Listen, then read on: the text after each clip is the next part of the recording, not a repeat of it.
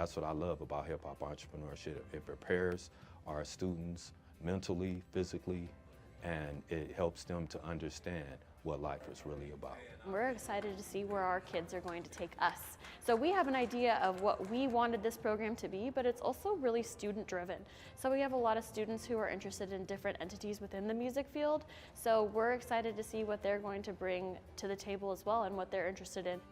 Mr. Strotter connects with the kids on multiple levels. He has been through the thick of it, he's been in the ups, he's been in the downs, and he's able to get on their level and really talk to them about what it means to be a leader. The kids at Sawyer, man, they're great. It's so awesome to see the growth. So the Grand Sawyer students are over-exceeding to me. They're getting better with public speaking, you know, and they're expressing themselves, and they know that they are our future. We really need you guys to raise the level and the bar so you can be prepared for this, what we call this life. So Mr. Strotter actually started off here as a guest teacher. He's taught science, English, PE, everything under the sun, you name it. He coaches basketball, he does the hip hop dance team, a little bit of everything. Mr. Strotter is just an advocate for all things good for children. He built this program on his own, and I was fortunate enough to bring it here. Our students love the class.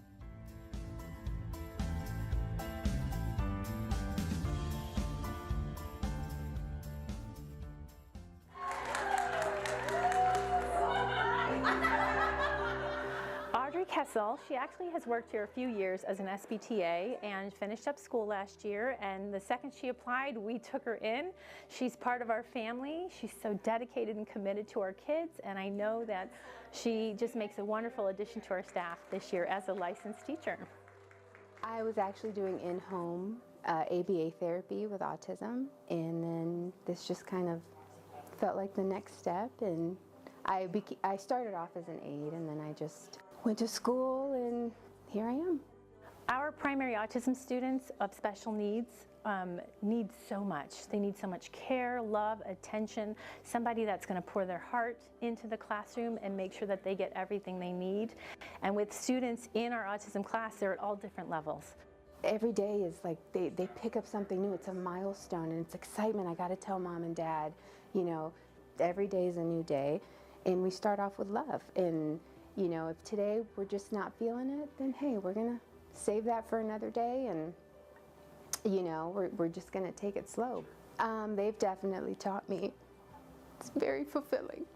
Yeah, I love these kids.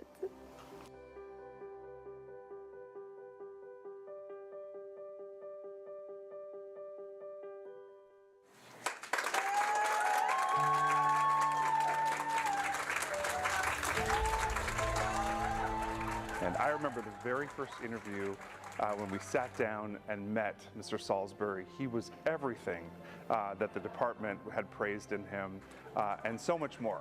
He was a manager at Starbucks previously, and he just had such a great wit and intelligence and authenticity that I knew our students would just absolutely relate in a way to Mr. Salisbury. Clark County School District, I am honored to let you know you have been selected New Educator of the Year. I was working for Starbucks, and I was working on a ARL program that I enrolled in through Alta so I could start teaching. Even if you can't reach every kid, you're going to reach and change lives somewhere along the way. Their buy-in, so just want to say thank you. Continue doing the amazing work you're doing on behalf of the students here at Desert Oasis. So congratulations. We're so excited to have him aboard with us as one of our newer members. He is the future of our school in many ways, especially in our English department.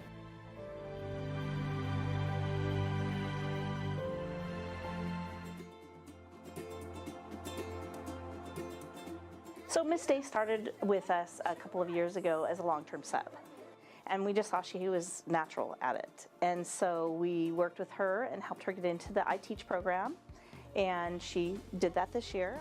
She's just been phenomenal. She's so wonderful to have on our campus. The kids love her. She's got such a big heart, and she is really a natural. What is going on here? Hi. I wanted to recognize you as New Educator of the Year. I just received New Educator of the Year, and so I'm in shock. This year it was challenging. We had a few ups and downs in our classroom, but we pulled it together. Other than that, they're funny. They are brilliant. I love my students. If you don't have the right heart to do this job, it's going to be very difficult. And so she definitely has that heart.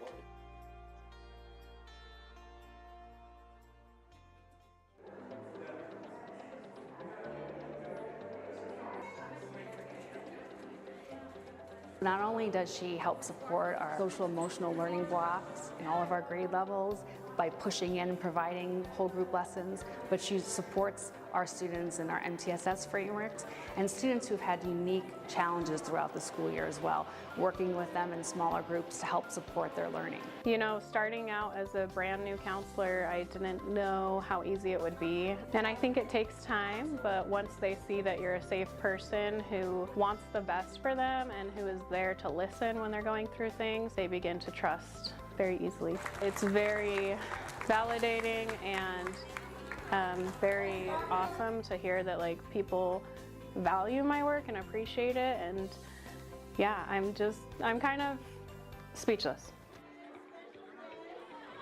We are here to recognize Ms. Sullivan.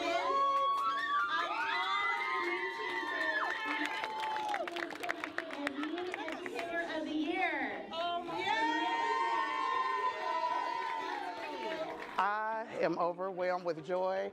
I was totally caught off guard, didn't even know I was nominated. Sometimes I just feel like I'm just working and going with the flow, and my students just helped me to make it come alive and make a difference, and I guess it all just paid off in the end. We are so blessed to have you as part of the CCSE community. Congratulations. My students are amazing. They believe in me. We have conversations. That's the first thing I did when I came in, is develop the relationship with them. If I can get them to trust me and they know that I care about them, then we go from there. They come in, I notice everything about them. If they got a new haircut, I want to know what they did on the weekends. I care about their family because that makes a difference in the classroom. I want to thank you for just coming into our school system, first year teacher, wonderful 6th grade class. When you see those smiles on the kids' faces, it will keep you pushing. There is a need, and those kids over there, they need us. Sarah is kind of unassuming. She's calm, she's quiet, and when she gets into the classroom, it's magical. She really enjoys the kids, and you can tell it right off the bat. I won the New Teacher of the Year, and I was so shocked. I was not expecting it.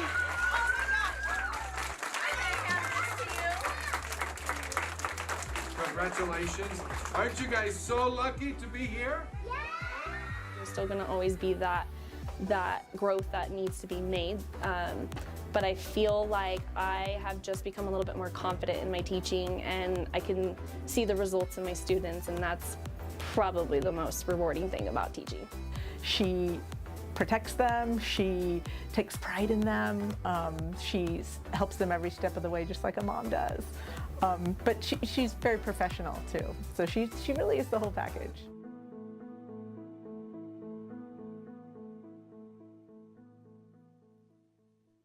I think that students that enroll in dual enrollment or advanced placement or even CTE, our CTE students are taking industry recognized credentials. Our advanced placement and dual enrollment students are earning college credit while they're in high school. If a student was very committed, they could probably finish their associate's degree prior to graduation and maybe get a good amount of their core classes out of the way prior to entering in college. So one of the great privileges of being a part of even our CTE courses or advanced placement or the Jumpstart programs, HVAC, is that there is no cost to our student population.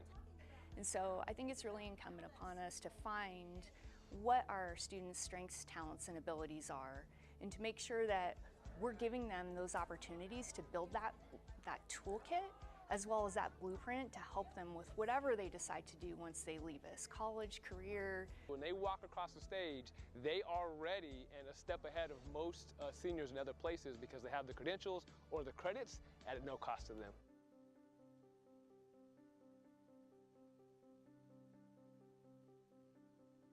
Pues es muy confortable porque en general it feels great to have a center like this. I don't feel lost, or the community doesn't feel lost because of the supports that we're receiving. His son, Simon, his school contacted our office because for registration, in order for him to be registered, he needed certain documents. And because he spoke Tigrinya, they referred him to our center. Family Support Center has been open since this last October, so less than a year.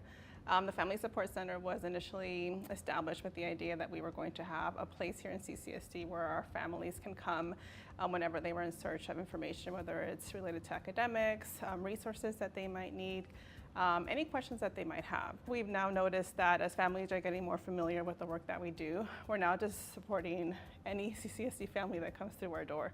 So we really started to kind of expand the supports and services beyond just supporting newcomer students and families. La verdad me han hecho sentir muy bienvenida, muy especial.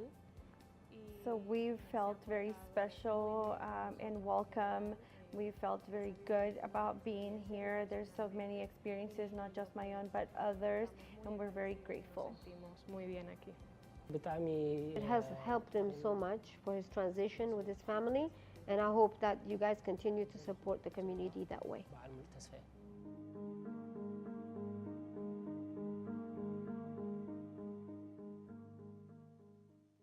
The goal of the Transformation Network was to match the expertise of educators with the needs of students. We needed increased support. We needed increased professional learning to bridge that gap so that we could meet our students' needs. A lot of people ask, why just elementary school? Because elementary school is where kids learn literacy. If they don't leave elementary school literate, they're going on to middle and high school. They don't have access to education. What is key about the Transformation Network is they are not in our schools telling us what to do. They're in our schools to talk through the problems. What I see from the Transformation Network is that they're looking at the school community as a whole, working with me to say, hey, these are mitigating circumstances that, no, you can't control them, but how can we address them? We have a coach that works directly with us, and he's available to come in and do professional development for us on our Tier 1, our basic instruction. They send in subs to cover those teachers so that they can actually go to professional development, which is something that we've never had in the past. What's beautiful about it is they're seeing what's happening in all of these other transformation schools. So, and at a very deep level, just like at my school, at a very deep level. But they can bring those fresh eyes, fresh ideas to individual principals. Hey, so-and-so had a similar situation, this is what they did, this is how they tried it. We have put together an amazing team. They are coaches. They are there to help, they are there to support, they are there to provide professional learning. They are there to meet people where they're at and help that school move a step forward to better serve kids.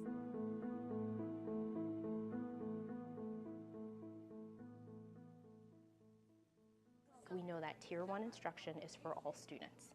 We need to service all of our students with academic learning, social-emotional learning, and behavioral learning as well, meeting them where they are across the 3 tiers. So we're looking at the month of July to be able to start providing that professional learning, whether it's sets of materials, right, that we can use for the professional learning, digital account access, just to start getting the materials in teachers' and administrators' hands. So how we go about doing that is we incorporate their voice into what they want to see in the professional learning, along with those effective practices that I mentioned earlier. We also work alongside the vendor. The vendor is the expert of their materials, right? And so what we want to do is make sure that we have our consistent district focus and the vendor supporting us as we're learning these materials together. And of course, it's not a one standalone professional learning opportunity. It has to happen over multiple phases and depending on the readiness level of our teachers as well. So we also have to differentiate our opportunities that we provide to meet the needs of our teacher.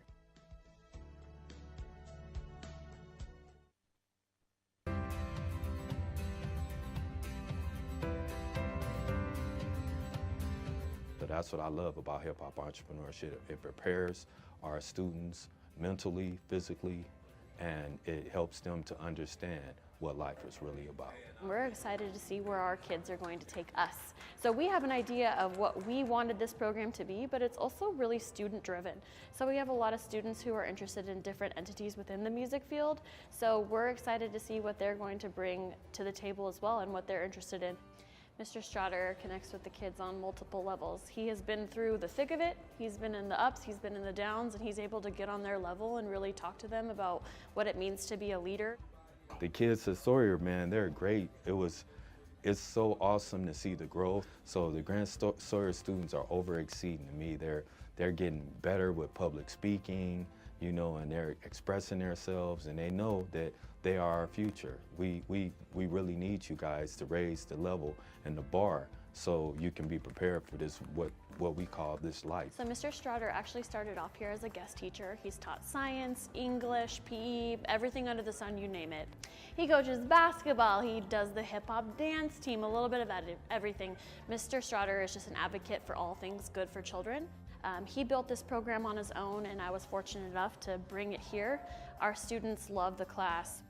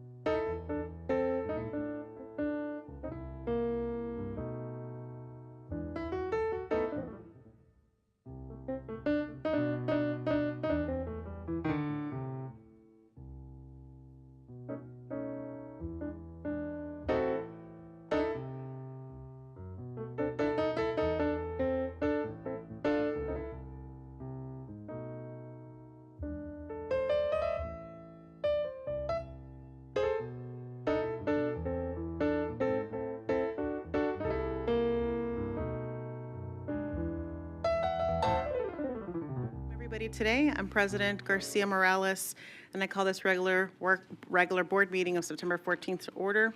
The time is 5 o'clock. Please silence your electronic devices.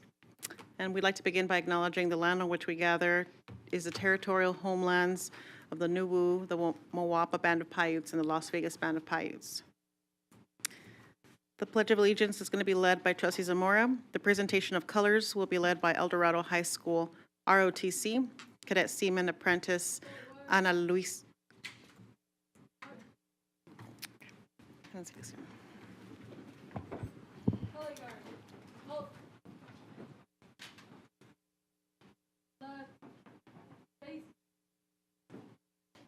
Carry colors. Ready, cut, present colors. Allegiance to the flag of the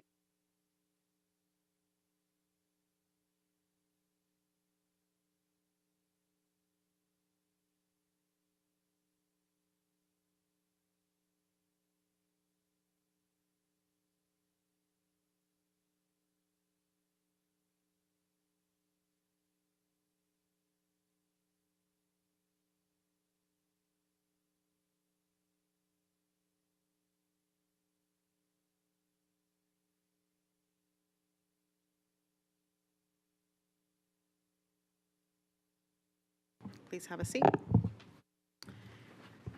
Thank you, El Dorado High School ROTC, Cadet Seaman Apprentice Ana Luisa Villalobos, Cadet Seaman Andrea Morales, Cadet Petty Officer 3rd Class Kimberly Maca, Cadet Ensign Macia Castillos, Master Chief Russ Baje, retired United States Navy instructor. Trustee Brooks, you ready to? We're going to move on to the adoption of the agenda. Trustee Brooks. Thank you, Madam President. Members of the board, I'd like to make a motion to adopt the agenda with the following changes. Revised reference material is provided for item 8.02, unified personnel separations. Thank you, Trustee Brooks. I want to take a moment to acknowledge that Trustee Williams is on the phone. Forgive me, Trustee Williams is not on the phone. Thank you. All right. All right, thank you. Trustee Cavazos. Thank you, Madam President. I would like to second that motion. Thank you, Trustee Cavazos. We have colleagues, we have a motion by Trustee Brooks, a second by Trustee Cavazos. Please cast your vote. Okay, colleagues, that motion passes 6-0. Okay, we're going to move on to the consent agenda. And before we continue, we want to make sure that anyone who would like to speak on the consent agenda items, so that's any item in 2.0, 2.01 through 2.20 submits a yellow card if you have not done so already.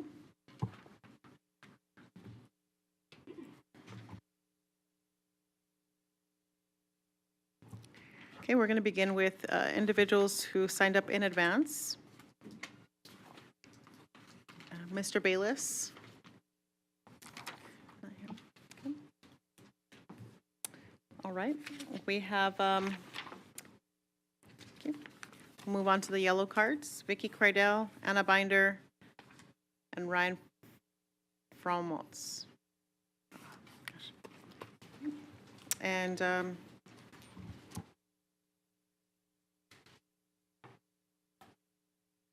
okay, you have 3 minutes. So I signed up for 2.19 and 2.20. I have 3 minutes for both. Okay, I don't know if I can. Okay. I fully understand the need for instructional plans, both long-range and daily lesson plans, but to be honest, some of the plans being required from your educators make no sense. I used to spend 6 to 8 hours every weekend writing lesson plans I literally never used. Any lesson plan we're required to write should be in a format that we can actually use and be brief. Educators shouldn't be spending hours and hours writing lesson plans every weekend that no one ever reads. This is what some educators said in my Facebook group. regarding learning intentions and success criteria. My kids can't read the word cat. Let's write out 10 sentences on how they will be able to read the word cat. With the current level of demands and all that's going on, I now have 1 foot out the door. We need sane pacing guides that allow time to reteach and sometimes pre-teach the mandated curriculum. I'm so tired of more and more programs being thrown at us with immediate implementation. HMH delivered Friday with the expectation that Monday we're using it. FastBridge training Monday and expected to be used, students tested and done by Friday. 95 phonics, SLPP, 6 hours of training videos, SLGs, observations, making reading, learning objectives, and success criteria. It's too much, and there's no way we can do it all on contract time. I don't know how we can be expected to properly implement the curriculum that we literally were given the day before with no training. I don't have time in my instructional minutes to do it all, and I'm not sure what parts I should be using. We're told to use it with fidelity, but it's basically the blind leading the blind at this point. None of us know what we're doing. I'm going to move on to read something that was sent to me from a special educator in Clark County. Not sure if anyone realizes this, but they pulled all our supports for special ed, and those people are subbing in classrooms. I have a student who's biting adults and students, has destroyed tons of things in my classroom, and has to be monitored at all times because he eats non-food items. Adults and kids are getting hurt daily. Lynx is not doing service requests. SSD behavior support is not available. Assistive tech is not available. And there are no longer people to come in and model for or train our new SPTAs. My assistant is about to quit. I'm seriously at my wit's end. In 17 years, I've never experienced this lack of support for a difficult student. How many people have to get hurt before someone will do something? If we can't recruit and keep teachers, we are never getting these supports back. Thank you.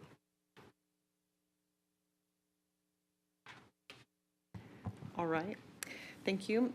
Ms. Binder?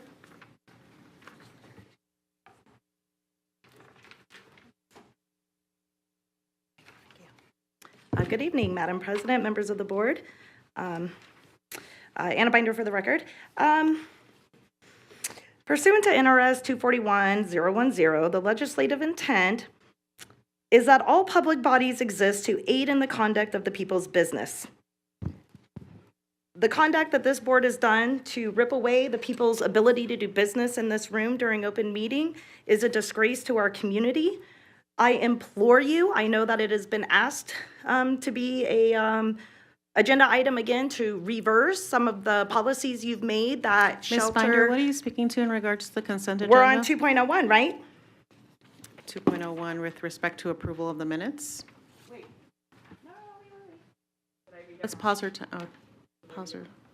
Oh, I'm sorry. Well, you just shove everything in too, so I'll come back in a minute. Sorry. You're back on 5.01. No, I wanted, you have approval of the minutes, and then you also have consent agenda. So I just put 2.1, that was the first one, whatever. So I don't care. Do you have an item to speak on in 2. Consent, yes. What specifically is it in consent? I don't want to hold up your meeting, I'll submit another yellow card. Okay, so you won't be speaking on 2. Anything, okay? Yes, I will. You didn't even let me get to it, you cut me off. I've paused your time. Oh my gosh. You know what, I will pass, thank you, ma'am. Okay, thank you, Ms. Binder. Ryan?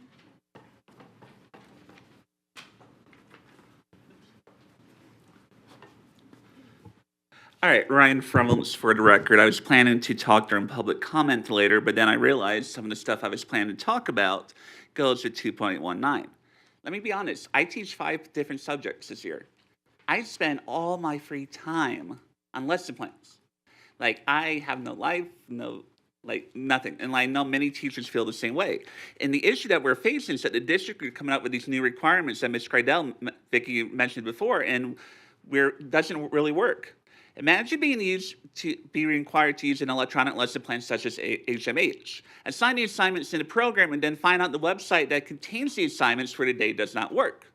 and it doesn't work often, during the morning, during the afternoon, at night. So what do? Go to a supplemental program? What if CCSD canceled the contracts to the program you have worked with for years, and your school can't afford to keep it? What about using the books as a backup? Oh wait, you don't have enough books for your students and for you and your students. And did they ask CCSD for help? Oh wait, teachers have been told that the schools have to pay for the necessary supplies through their school budget, even though the district is mandating this curriculum. So no supplements that you want to use. What happens when you don't have any lesson plans to give? But yet, what should schools do when nothing works? Since we are taking teacher autonomy away, what do you want us to do? Teachers are literally in tears because the added curriculum and mandates to lesson plans and the boards are overwhelming. There was a video going around, viral picture going around for a kindergarten teacher that wrote all her daily objectives, and it took up the entire board, but yet we know kindergartners can't even read that or even understand. And let's be honest, most high schoolers, middle schoolers, elementary school kids don't care. It's for admin to look and see if we're actually teaching. It's just more wasted time. Plus, as teachers are finding out, the rules for lesson plans and the boards are different by region. Because as the training for these new I wrote this as I was coming up. Because as the training for these new programs this year has been less than superior and a lot of people are scrambling for help, the question is, how would you help us? Thank you. Thank you. It appears that's all we have for 2-point consent agenda. Colleagues, I am at this point looking for a motion. Trustee Guzman. Thank you, President Garcia Morales. I move to approve the consent agenda. Thank you, Trustee Guzman. Trustee Zamora. I'll second that motion. Thank you, Trustee Zamora. Colleagues, we have a motion by Trustee Guzman, a second by Trustee Zamora. Please cast your vote.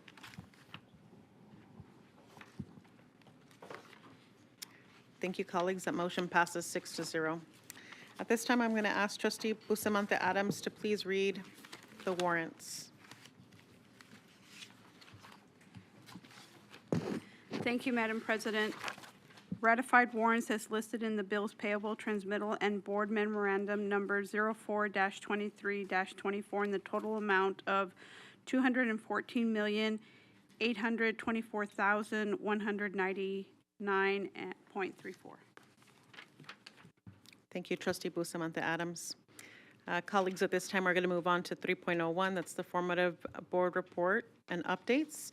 This is a note to our audience.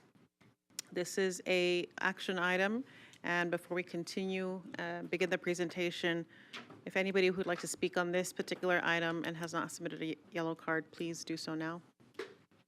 Okay, we're going to go ahead and turn it over to the team. Dr. Barton. Thank you, Madam President, members of the board, Deputy Superintendent Larson Mitchell, Mike Barton for the record. This evening, we're providing an update on Focus 2024 strategy regarding student discipline. This is related to the board's vision under student success regarding safety and engagement.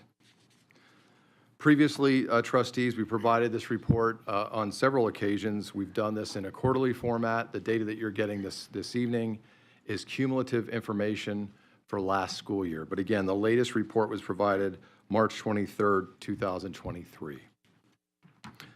Trustees, when we think about student discipline and the metrics in this Focus 2024 goal, the theory of action, the original theory of action, it will be a revised that you'll see later in the presentation, was founded on if we identify root causes and systematize appropriate restorative practices, students experience equitable application of disciplinary consequences, feel safe, and contribute to a positive school climate. And if we do all of that, then disproportionate figures will decrease overall for discipline. But again, that's our original theory, and we will provide a revised theory based on the team's work later in the presentation. The high-level strategies that are in the Focus 2024 strategy plan are the following. We have used a comprehensive data dashboard. It's used consistently by all levels in the organization. That's inclusive of principal supervisors, principals themselves, and schools. Increased partnerships. We can't do this alone. So you'll see that as we do the work around student discipline, trying to reduce numbers, that we have partnerships that, again, this board has approved many MOUs to help partners join in this effort to reduce disproportionality for suspension and discretionary expulsion. We've also had partnerships with the School Justice Partnership, restorative justice practices, where there's a 3-year grant that's been instituted. And then finally, we need to explore educational options for students who commit violent offenses. We know that violent acts will not be tolerated, and that sometimes we do have to have educational options for students that commit violent acts in our schools. Madam President, with your permission, I'll turn it over to Mr. McPartland, our Assistant Superintendent of Education Services Division, to provide the data overview. Thank you. Welcome. Madam President, members of the board, Deputy Superintendent Larson Mitchell, Kevin McPartland for the record. Slide 6 of 17 shows trend data for total suspensions for the entire district. As a reminder, the data is skewed in 2019-20 and 2021 due to COVID and the shift to distance education activities.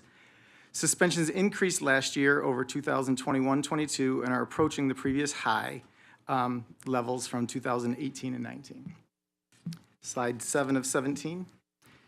This demonstrates suspensions by level as well as overall. As a reminder, these ambitious targeted levels were established prior to COVID. As you can see, we did not meet the established targets for any age level, elementary school, middle school, or high school.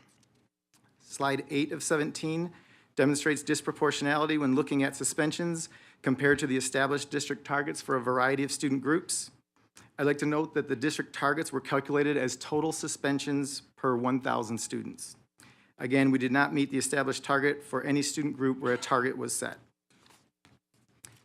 Slide 9 of 17 demonstrates trend data for discretionary expulsions over the last 5 years. I'd like to clarify that we have mandatory expulsions and discretionary expulsions. It is mandatory for schools to recommend expulsion for behaviors such as battery with citation and/or injury, distribution of controlled substances, possessions of a firearm or dangerous weapon with injury and/or threat, and sexual assault. Additionally, this year is mandatory for schools to recommend expulsion for possession of knives and allow Education Services Division to adjudicate the specific details. An expulsion for any other behaviors is considered discretionary. We can see that after showing a substantial decrease in 2021-22, we saw an increase and a return to similar levels as 2018-19 and are at a 5-year high. Slide 10 of 17 demonstrates discretionary expulsions by level as compared to established district targets. As you can see, we did not meet the targets for middle school or high school levels. Slide 11 of 17 displays discretionary expulsion data and explores disproportionality between student groups as compared to established targets. As you can see, we missed targeted levels for all groups where targets were established. Slide 12 of 17. This is the slide that is traditionally used to showcase for you how the Clark County School District compares to other districts. For the areas we are measuring tonight, there is not comparable data points due to differences in the way districts can define suspensions and expulsions. As an example, in our district, we do not permanently expel students. Students are placed in alternative education settings, and we look to provide SEL, wraparound, and restorative actions in order to maintain re-engagement as a possible outcome. With your permission, Madam President, I'll turn it back to Dr. Barton. Thank you. Thank you, Madam President, members of the board, Deputy Superintendent Larson Mitchell, Mike Barton for the record. To review the challenges, successes, lessons learned with this metric in Focus 2024, the challenges, we continue to refine the implementation of progress monitoring systems and tighten how we monitor this data consistently throughout the system. Equitable application also remains a concern. However, Mr. McPartland has put things in place inclusive of outlier reports that catch what in certain infractions, what a minimum infraction consequence may be, and also maximum.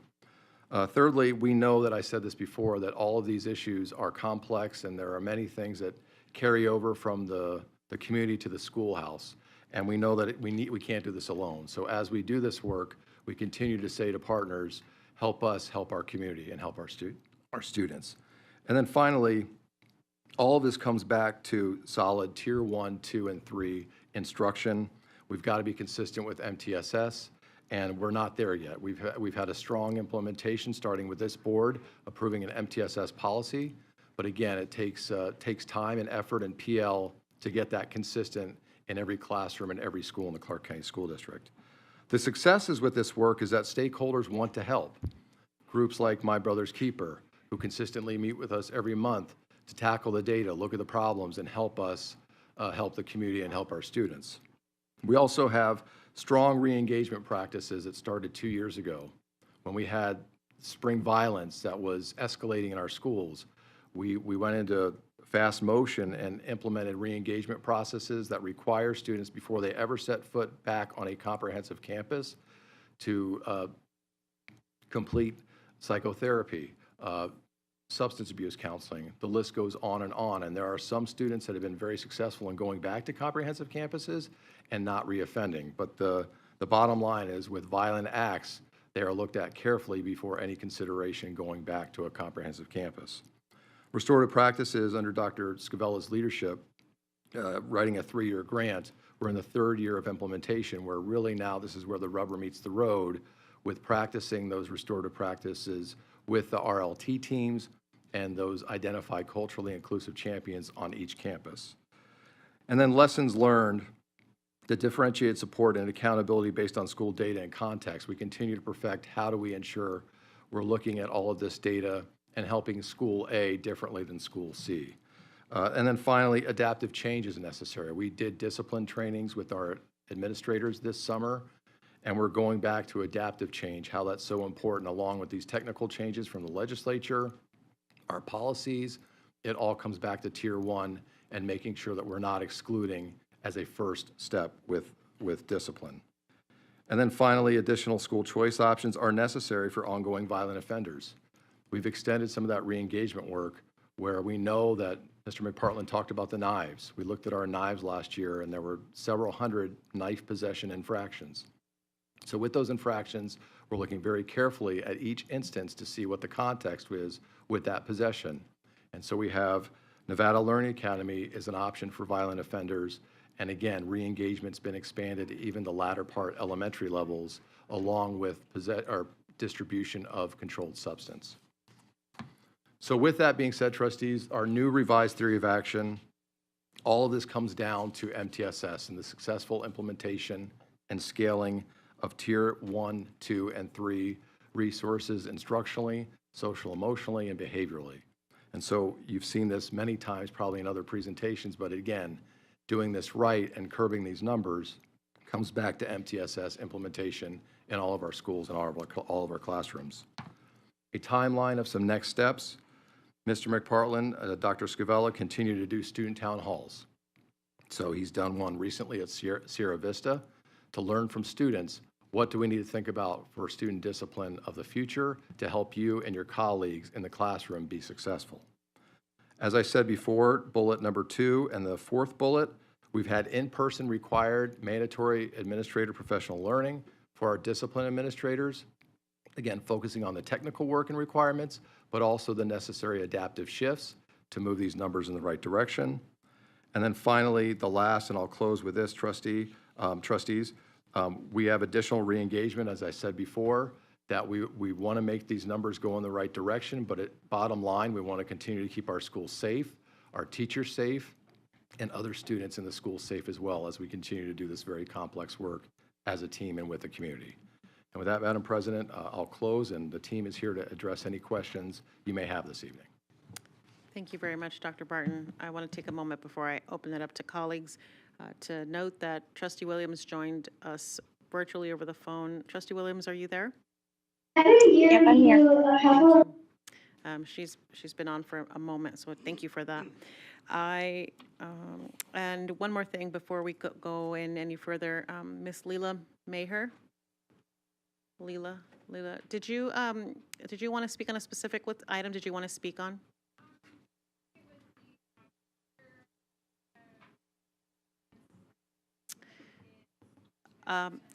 Is there? Okay, we got it. Thank you. We'll know when to call you up. All right, colleagues. At this time, I'm going to go back to the presentation on hand. What questions do we have for our presenters? Trustee Guzman? Thank you, President Garcia Morales, and thank you for the presentation. I'm saddened, obviously, from our numbers, but I know that we're working hard to change that. I just have a couple of questions that have to do with trending with discipline. So are we looking at the trends on what our points are before we can get to suspension? Are we looking at the escalation of the students and what they're doing? Because I'm concerned about the numbers and if we're providing the right professional development to help those students before we get to the point of suspension. Obviously, the suspensions that we have to suspend is not what I'm asking about. I'm asking for the discretionary suspensions. I want to turn it over to Dr. Larson Mitchell. Thank you, Madam President, members of the board. Thank you for the question, Trustee Guzman. So we are providing a lot of professional learning. Dr. Barton mentioned the technical professional learning that we're providing for our administrators. Also, Dr. Scavella has been leading the professional learning with our restorative leadership teams, which is 4 to 5 individuals on every school campus who will be those experts to help lead that professional learning on their campus. Also, we have the culturally inclusive champions. There is one representative on every campus. They're also receiving professional learning. Our new theory of action, the multi-tiered system of supports, involves students' social emotional learning, behavior, and their academics. So when we provide those tiered levels of support, we're looking at the whole child and what they need to be successful. Also getting to your question, Trustee Guzman, about what we're doing proactively. Principal supervisors have progress monitoring that they do with principals. We have about 5 to 6 cycles a year. Student behavior and attendance is one of those conversation points, and we analyze the data prior to going out and meeting with the principal, and then talk to them about what supports we can provide for behavior, for academics, for attendance, for all those pieces. Last year, mid-year, about December, we identified probably 45 to 50 schools that were struggling with suspensions. We intervened to provide support, and we have seen a reduction in some of those schools with the suspensions of where they were at this time last year. So it's just providing that support to our administrators, our teachers, our support professionals, and our children. And Dr. Scavella, and Mr. McPartland at the town hall meeting at Sierra Vista, we had some great information that I'll let Dr. Scavella or Mr. McPartland share because they were there doing the work. Dr. Scavella. Madam President, members of the board, Deputy Superintendent Larson Mitchell, Sam Scavella for the record. It's amazing to see and engage with our students on the campuses. We had maybe about 30 students that attended the student town hall, in which we facilitated through a restorative process, and just to get their perspectives on what is going well and where are those areas where we need to really focus on to move the work forward and to provide a safe or respectful learning environment. And one thing that was different that we haven't experienced before, and we've been doing this for a few years now, is that every single student was able to identify an adult that they had a meaningful relationship with. And that goes a long way because at that point, you can leverage those relationships for positive behavior and academic effort.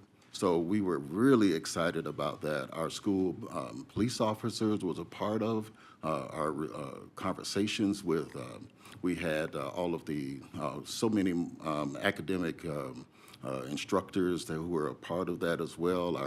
The principal was there giving incredible feedback and answering some questions that students had about different rules and regulations that we implement on the school level. So we gained incredible feedback in which we're going to use to implement some action plans and action steps so that students can really enjoy the the wonders of education and just focus on instruction and build those relationships, because that's what 80% of the restorative practices should be used for. And that's why it's so important for those restorative leadership teams under the direction of those culturally inclusive champions who are IRP trained restorative practices trainers to really use that curriculum and train all of our educators. And we can resolve a lot of these concerns at the classroom level, in recess, in cafeteria, during the change of classes, when we're using those effective statements and effective questions to have small impromptu conversations to resolve common conflicts that usually occur on a daily basis. So we are very encouraged and excited to engage with the students, engage with the staff at Sierra Vista campus, and just to see those connections with students to students and adult relationships. It was amazing. Thank you, Dr. Scavella. Trustee Guzman, did you have additional questions? I just have one more. You mentioned, Dr. Barton, that we have re-engagement of students at the schools where we have sent our students who have discipline issues or different places that help us. How do we define re-engagement for the students? Dr. Barton? Thank you, Madam President, members of the board, Deputy Superintendent Larson Mitchell, Trustee Guzman.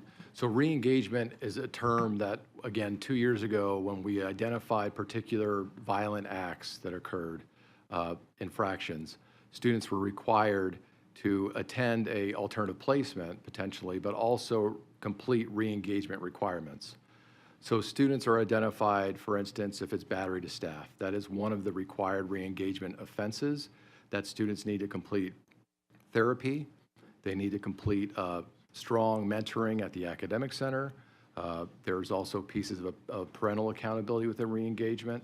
But once that is checked at all levels of the organization, that goes to Mr. McPartland, that even goes as high up to Dr. Jar, where we review every single case to see that that child has in fact completed re-engagement requirements. And then after that, if they've shown that they can be successful, they potentially can go back to a comprehensive school after showing success.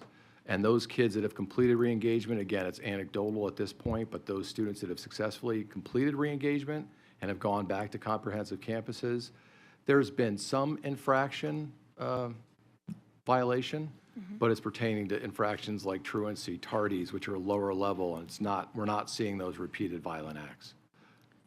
Okay, thank you. So there's like a timeline, and we've required certain amounts of something, and so the students know what they need to do in order to be able to get back to their comprehensive school. Okay, thank you. Thank you very much. Thank you, Trustee Guzman. Trustee Zamora? Thank you, Madam President. From these numbers, do we have a percentage of how many of these situations come from a bullying situation? Dr. Barton? Madam President, members of the board, Deputy Superintendent Larson Mitchell, Trustee Zamora, we don't have that data at this point in time. I know that Dr. Scavella tracks the racially motivated incident, cyberbullying, and bullying data consistently.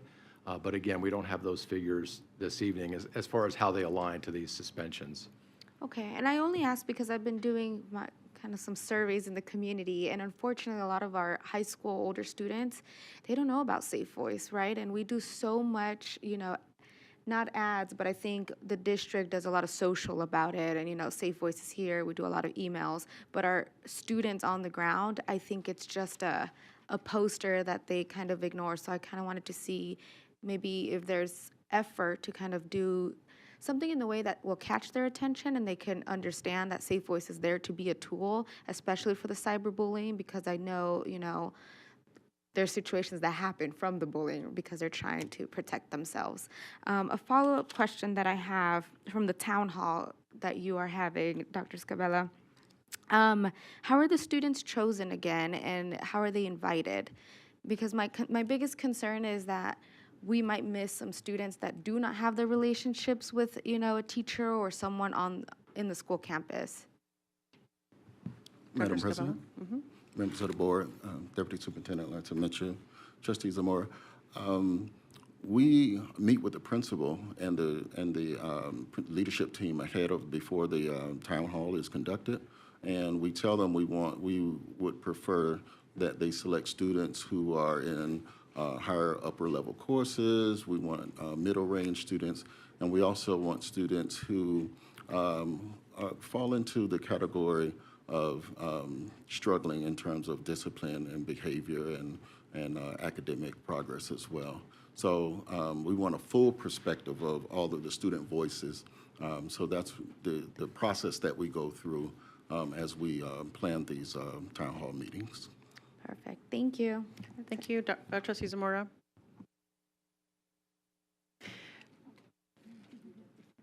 Trustee Cavazos. Thank you, Madam President, and thank you all for your presentation, as always. We always appreciate it. I wanted to kind of, I'll go ahead and piggyback on part of Trustee Zamora's question having to do with the town halls. It's my understanding that the principals are able to request to have a town hall. Is that correct? Okay, and she already covered the student part. So are we going to make sure that all of our high schools and are going to have that opportunity, or do we just wait for a principal or maybe somebody from the student body to request it? Dr. Barton? Thank you, Madam President, members of the board, Deputy Superintendent Larson Mitchell. Trustee Cavazos, to your point, Mr. McPartland's already started scheduling the first half of this year.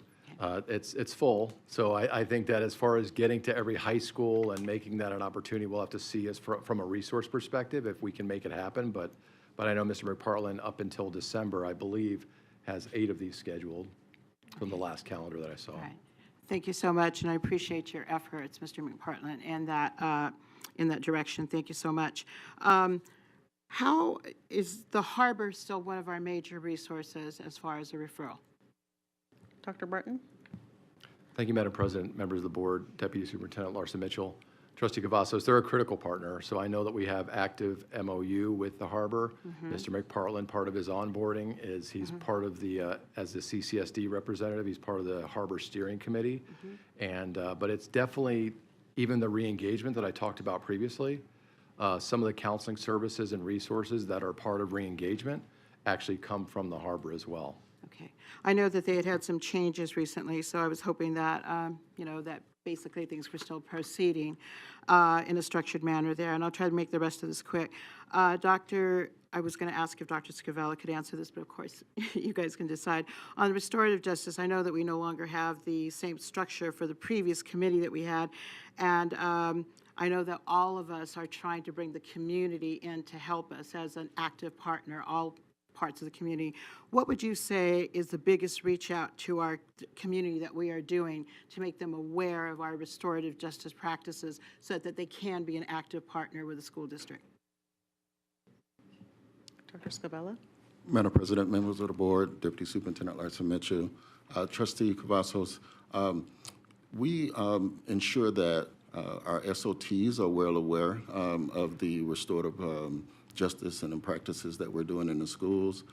We make our parents aware at the PAC meetings, Parent Advisory Council Committee meetings, and it's also a part of our rubric to engage parents in the restorative practices training that we're doing at the school sites, in which the cultural inclusive champions, who are also the IRP trained restorative practices trainers, are in the process of training not just staff, but we are in the process of training students. We're in the process of training, community members and parents. And when you look at the rubric that we're using for a school to meet restorative focus and to master restorative focus, you have to have parents involved, you have to have students involved, and they have to be regularly meeting and part of the restorative processes and decision-making that goes along with in the school to determine action steps and next steps in order to address any cultural concerns or climate concerns disciplinary concerns that you're having at the school sites. So it's a part of the process of engaging parents through the SOTs, through the PAC meetings, and also through the restorative leadership teams. Thank you, Dr. Scavell. And you actually answered a question that, without me even asking it, having to do with the parent involved. So it sounds like it's very comprehensive. So my last question, I'll make it really short so other people can have a chance here, is any of the recent legislation, specifically legislation put forth by Governor Lombardo, has any of that affected directly any of our practices or caused us to change any of our practices? Trustee Cavazos, do you mean legislation that was passed by the legislature and approved? Passed by the legislature, but specific bill, and I apologize for not remembering the bill number. I'm pretty sure somebody else does, or Mr. Story if he's here. The specific bill put forth by Governor Lombardo, and I think the gentleman know who I'm talking about, I'm talking about. Just to be clear there, if there's legislation that has impacted our practices? Yes. Yeah, got it. Okay. Dr. Barton? Thank you, Madam President, members of the board, Deputy Superintendent Larson Mitchell, Trustee Cavazos. I had to get help. My friend had to help me. But AB 330 and 285, right? So they actually do impact the work that we're doing. We did get a guidance memo from NDE early August. After that guidance memo, Dr. Scavella directly got other guidance from a department at the Nevada Department of Education. So what's happening currently is we are preparing an addendum to the current K through 12, pre-K through 12 student code of conduct. It will be an addendum that does highlight the necessary items that do come from the legislation that you just discussed, Trustee Cavazos. Thank you so much, Dr. Barton. I did want to let you know that that was a constituent question, and I thank you all for the presentation and your patience in answering all these questions. Thank you. Trustee Bustamante Adams? Thank you, Madam President. My question had to do with the increase, Dr. Barton. I didn't see the data as far as demographics. I did see ethnicity, but I was talking about gender between male and females. Do you know if that increase is more males or females? And also, the second part is it at the high school level, middle school, or elementary? The numbers were flashed very fast, so yes, because I saw a heavy increase in elementary, which was alarming for me. I think that one was it. No, that one, but that's okay. I think you understand my question is where are you seeing the increases? And I wasn't able to do the calculations as fast as the slides were going, so if you could share. Dr. Barton? Madam President, members of the board, Deputy Superintendent Larson Mitchell, Trustee Bustamante Adams, to your question, I know that the requirements for the board reporting, we report on suspensions, discretionary expulsions. We definitely look at gender, and when we definitely see a higher male rate with suspensions and discretionary expulsions. I don't have the exact percentage, but I know the team looks at that consistently, and I know Associate Soups are always asking those questions during progress monitoring as they drill down and work with school principals. That's where it gets operational, and they ask those questions about, why do you have 70% of these infractions males and the rest are females? So definitely something that, as we do the work, it's a conversation with the progress monitoring that occurs from supervisor to principal. And then what about the most increase? You could say that then it's at maybe the middle school level that's having the most problem?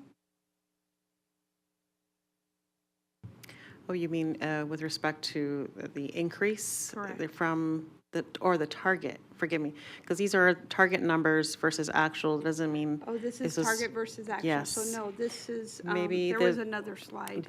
Is it 6?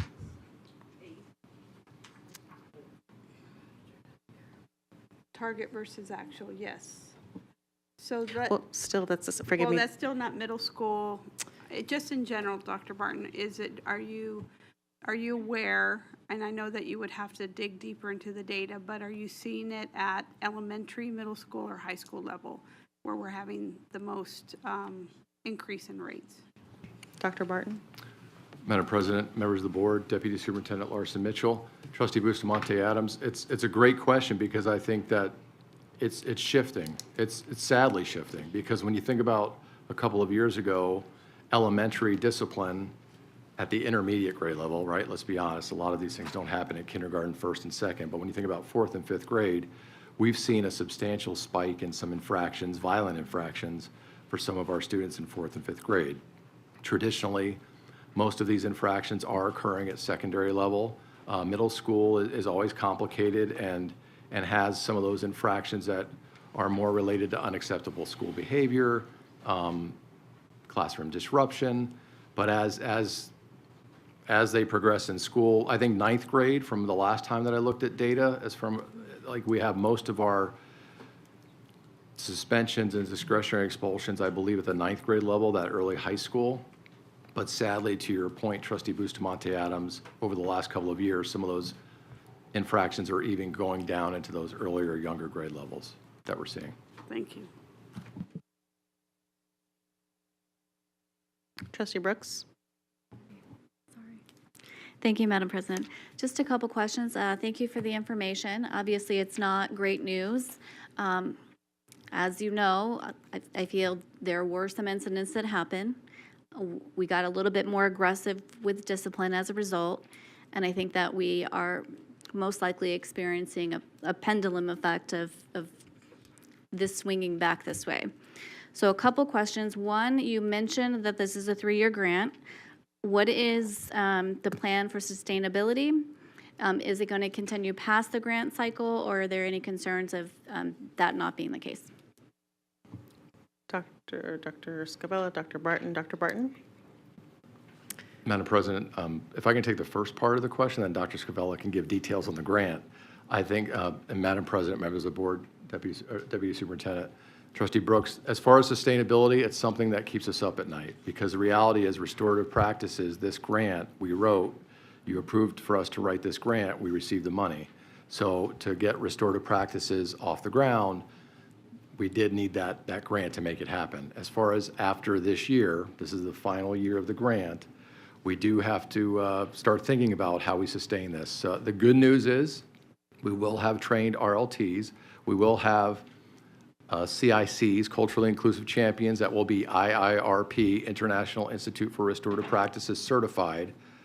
Beyond that, it may require more resources to continue with training as we have staff that cycles off from a school, transfers, retires. So definitely will be a sustainability issue with the grant. And Dr. Scavella can give more details on what we did in each year of implementation, if you'd like to hear that, Trustee Brooks. Sure. Dr. Scavella. Madam President, members of the board, Deputy Superintendent Larson Mitchell, Trustee Brooks, one thing that makes this training model so sustainable, and Dr. Barton touched on it a little bit, is that now the restorative leadership team members and also the culturally inclusive champions who are the International Institute for Restorative Practice trained restorative practices trainers are members of the allocated regularly allocated staff for those schools. So those schools now, their regular staff members are the people who are now the trainers who are going to train the staff. They have the IRP curriculum, and they have the expertise because they've been practicing with the processes of, on the continuum to build those relationships and build that community within the school. So that training continues. The 3-year grant, this is one thing that we had to do. We had to present how are we going to sustain beyond the grant. So, because it really takes about 3 to 5 years to do this work well, because we're going to have some ups and some downs. You're going to get some pushback, and you know how that goes with restorative practices. But at the same token, the more we do it, the more we get used to doing using those effective statements with those personal I statements to build those relationships. The more we use the restorative effective questions to resolve common conflicts that kids usually get into during the normal day before the referral process, then we can see the curtail of the behaviors. And this year is the full implementation of training. Now we got our school teams trained. We did that last year. And now this year, we're training the rest of the educators and staff at each school to actually start implementing these processes and making it not just something that's different or another thing to do, but part of how we do business at our schools. So this is going to be very exciting to see how this is going to impact our student outcomes. Thank you. I appreciate that additional insight. I know we touched a little bit about legislative changes. How do you foresee those legislative changes impacting the data that you're currently presenting?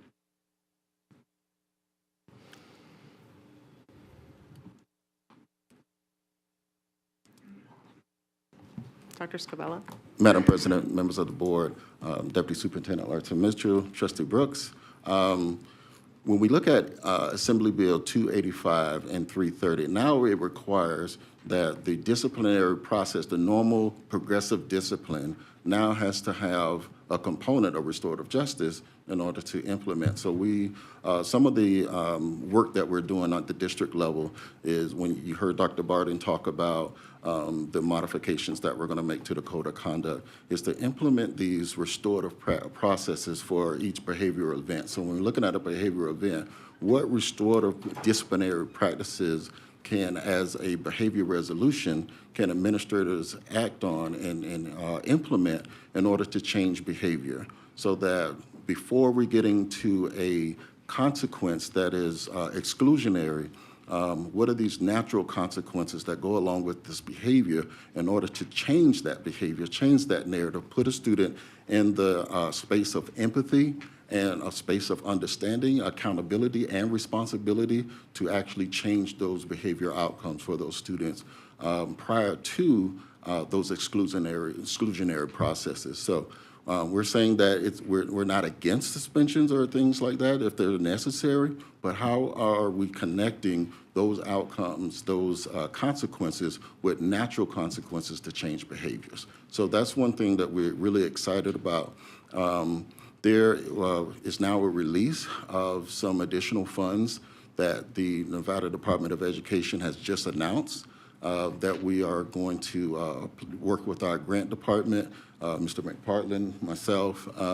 We're going to be a part of that process. Our meetings start tomorrow, and we're going to look at applying for these additional funds so that we can really look at the training, going back and providing more intensive training for our school administrators in restorative practices, in other alternatives, and looking at other resources in order to make sure that we're just not just using normal disciplinary actions, but how are we doing alternative actions to, just increase the responsibility and accountability that students have in terms of their own behavior and their own actions. So that's something that we're really excited about and that we're currently engaging in that work right now.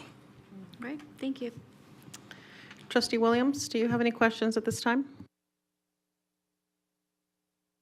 Oh, forgive me. She will be back on shortly. I'm going to jump in, and then I will turn it over to a member who is in the queue still.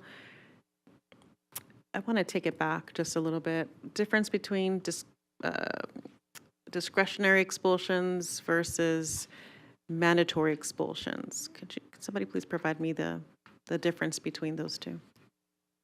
Mr. McPartland. Thank you. Madam President, members of the board, Deputy Superintendent Larson Mitchell.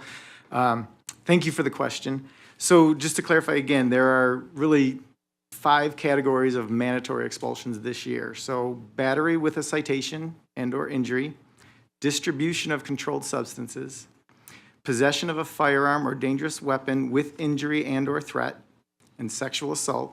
The one that was added this year was regarding the knives, that the schools must recommend it for expulsion, and then we adjudicate it at ESD. And what makes that different from a discretionary expulsion? Madam President, members of the board, Deputy Superintendent Larson Mitchell, Trustee Garcia Morales, thank you for the question. So again, that would be anything else that a school recommends expulsion for, whether it be campus disturbance, whether it be a major fight, a major infraction. So anything different than those 5 is a discretionary. And where can families, how do families acknowledge that students and families understand, where do they get this information about the way that they potentially can get to trouble through a suspension, a discretionary expulsion, or a mandatory expulsion? Where can they, how does the district notify families and students that some of this behavior can lead to one or the other? Oh, forgive me, Mr. McPartland. Go, please, just jump right in. Thank you, Madam President, members of the board, Deputy Superintendent Larson Mitchell. So yes, that is part of the Code of Conduct. They are clear posters in the Code of Conduct at the end. They are all over the offices everywhere, and in the online registration, parents can access it as well. So on the online registration and the Code of Conduct, which is in the online registration or access, there's that, and then it's on our website as well. Do students receive assemblies or presentations in school to help them understand that certain behavior can lead to mandatory expulsions? Mr. McPartland. Madam President, members of the board, Deputy Superintendent Larson Mitchell, thank you for the question. So absolutely is, again, coming right from the school recently in the last month, it is a regular practice at schools. Principals do a great job of ensuring that new students to the school as well as returning students are aware of the Code of Conduct, are aware of expectations for behaviors, and it is a part of the beginning of schools for each year. Thank you for that. I just want to be mindful to my colleagues and share that as we're looking, as we have recently engaged with the Council of Great City Schools to help us with goals, that it sounds like from the discussion that's taking place and the questions that this is an area of interest to the board in general. I think it may be important just to remember that whether it's a goals or a strategic plan or some, that the board can potentially direct the superintendent to provide additional supports in this area if it's needed, but we have to get to have those discussions later this year. Additionally, based off of some of the questions, I can't help but to think about the template that we currently all agreed, the past board agreed to, now the current board holds, the template that we use for strategic plan updates. Just a reminder that these templates are something that we use whenever we have these strategic plan update presentations, and they're all the same. So we may want to consider, as we look into updated goals, also look at updating our template.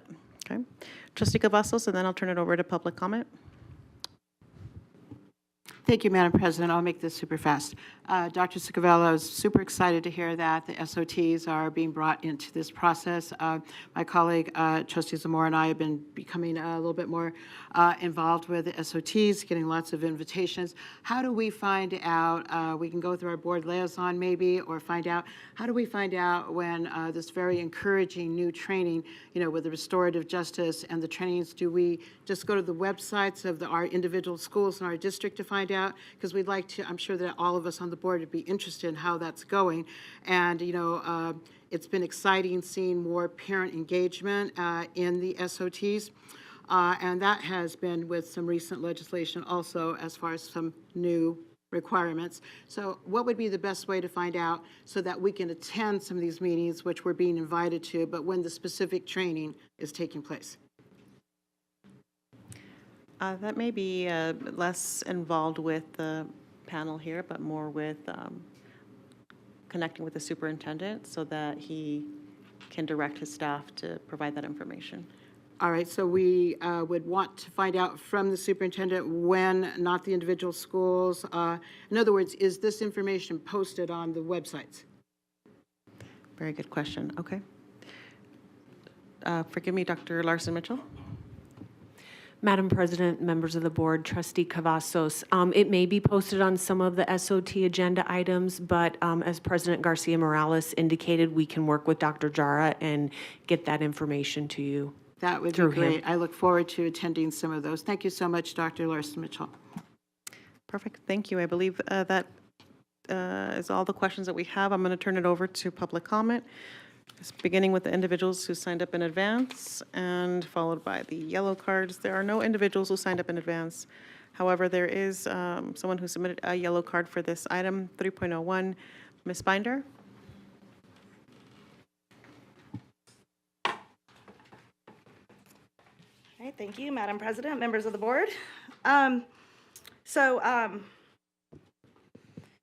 With regard to Safe Voice, in my experience with dealing with a lot of our bullied kids when I'm on campus as mentoring, they claim again that they report stuff, they feel like they're not heard, they're not helped. They go into depression. We have to, instigate wraparound services to bring them out of that, pull in other staff members. Some of those schools have gotten student success officers now in like the past school year or so. But by and large, with the troubled youth that I encounter, they have stopped wanting to report to Safe Voice because they don't feel that, sometimes they feel like no one wants to help them and they feel like it's kind of a waste of time. So I'm not saying that's all. And I don't remember the last time we had a presentation on the data point on that as to like how many we're getting in and whatnot, but I'll go back and look. It's really, really difficult to say this because I know a lot of people listening and in the room tonight haven't been in some of your previous meetings, but when I'm looking at our 2022-2023 actual and the disproportionality on that, I mean, I know the last couple of years my heart has sank into the complete gutter looking at these, but I want to commend how this was put together because with all of the discussions that the community's had and you guys have had and staff has had, it actually appears that this data is correct.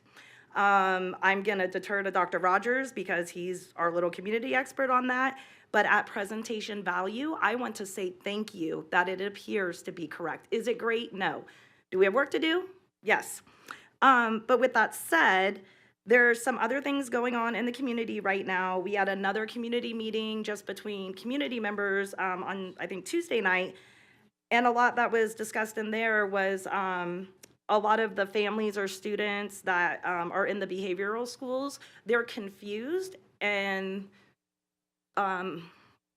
they're not actually, they don't know when they're gonna get to come back to school. Like there's no plan, they haven't been communicated with. So obviously other community members will, are helping them. But I just wanted to say that out loud. And then again, something that I don't think anyone else asked, but when we're looking at the totality of these numbers, is this just basically every single incident? Like, could this be the same student like my son who gets suspended like 17 times a year? Or is this like someone else's kid who only was suspended one time a year? So especially when we're looking at special education, right? Because with the number that high, I'll continue to say that we have to look at that. Colleagues, at this time, I'm looking for a motion to accept the presentation. Trustee Brooks? Thank you, Madam President. Before I move to accept the presentation, can you just clarify, are these unique instances events or are these events per 1,000 students? Mr. Manzi.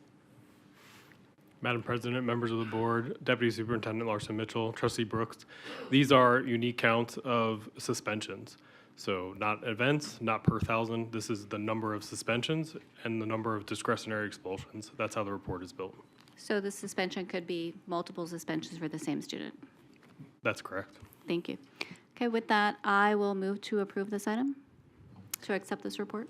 Thank you, Trustee Brooks. Trustee Guzman? I'll second. Thank you, Trustee Guzman.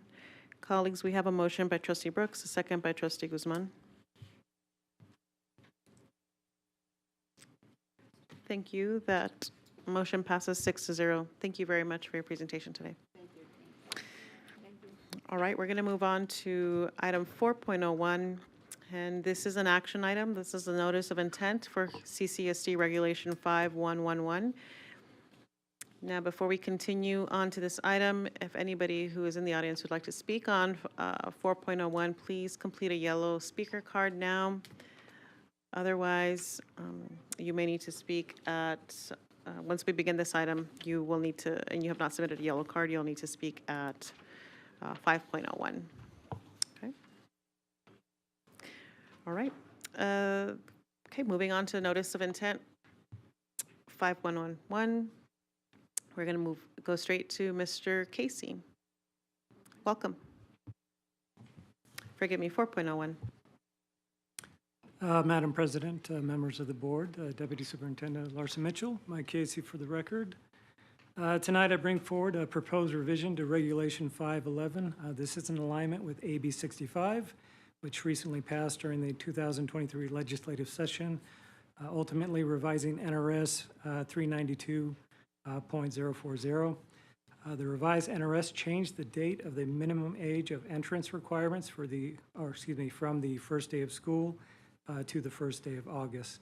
Language in this regulation, 5111, has been updated to reflect this change. Additionally, under Section 7, clarifying language has been added pertaining to assessment requirements. Mr. Casey, forgive me. Can we pull up that item? I see that it's on the screen. Right. And thank you very much for bringing that up. There we go. So you walked us through the age change, the date, August 1st, and you walked us through the other item, which is the testing. Yeah, if we could move forward. There you go. So again, the revised NRS changed from the minimum age and entrance requirement previously the first day of school. It has changed to the first day of August to a static date. So language within the our regulation has been updated accordingly to reflect this change. Great. Thank you very much. Colleagues, at this time, we will entertain questions. Otherwise, I'm seeking a motion. Oh, no, public comment. Forgive me. Before we go straight into a motion. I have one individual who has submitted a yellow card on this item. Ms. Binder? My back's going to hurt later. All right, Madam President, members of the board, Dr. Larson Mitchell, I just want to say thank you. This was brought forward very quickly. Even though we have the law that passed, there's still quite a bit of confusion amongst the parents and the community, especially homeschoolers and incoming kids. The only thing is, I know you can't answer me, but I'm just looking for, is this the first intent or is this final where I can go share it, or do we have one more time? Because parents could really use this. Thank you.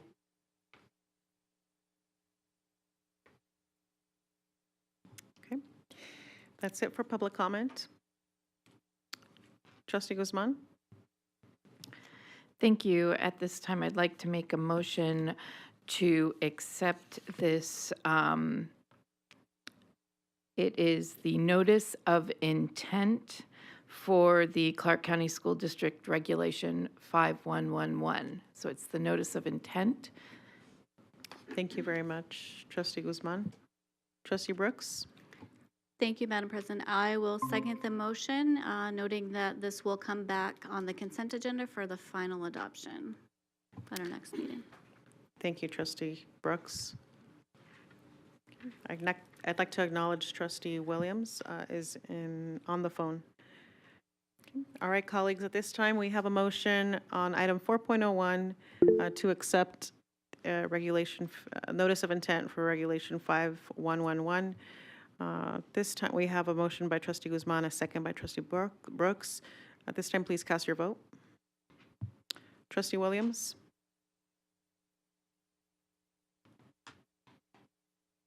I think she may be having connection problems. We'll go ahead and move forward with the vote. Okay, colleagues, that motion passes 6-0. Thank you very much. Thank you, Mr. Casey. Thank you, trustees. All right, we are going to move on to item 4.02. That is the reappointment of a member to the Nevada Interscholastic Activities Association Board of Control.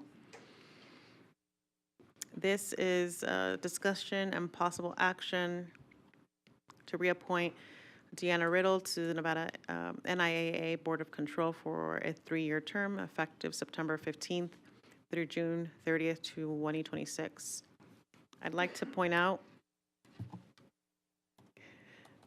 this item, that there is some language that needs to be updated on the support material. And however, it's not consequential in terms of the outcome. This is, forgive me, it is, there, in one of our documentations, there is a note that has incorrect information about the current existing members. Trustee Cavazos, can you direct us to that piece? I'm gonna, go ahead.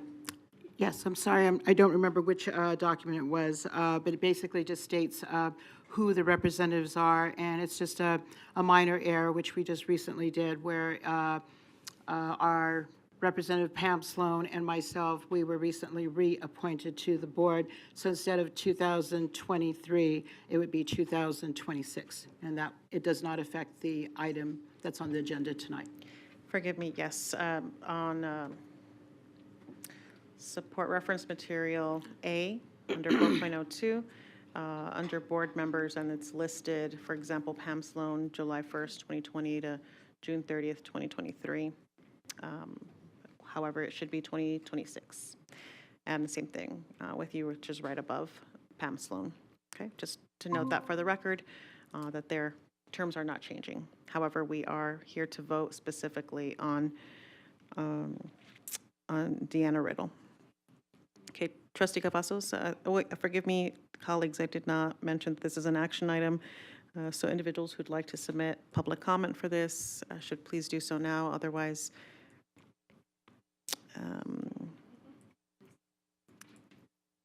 looks like we may have one or two, some public comment on this particular item. We will take public comment before we move and entertain a motion. Is that okay? Yeah, thank you. All right. Mr. Gomez, you're on 4.02. Thank you.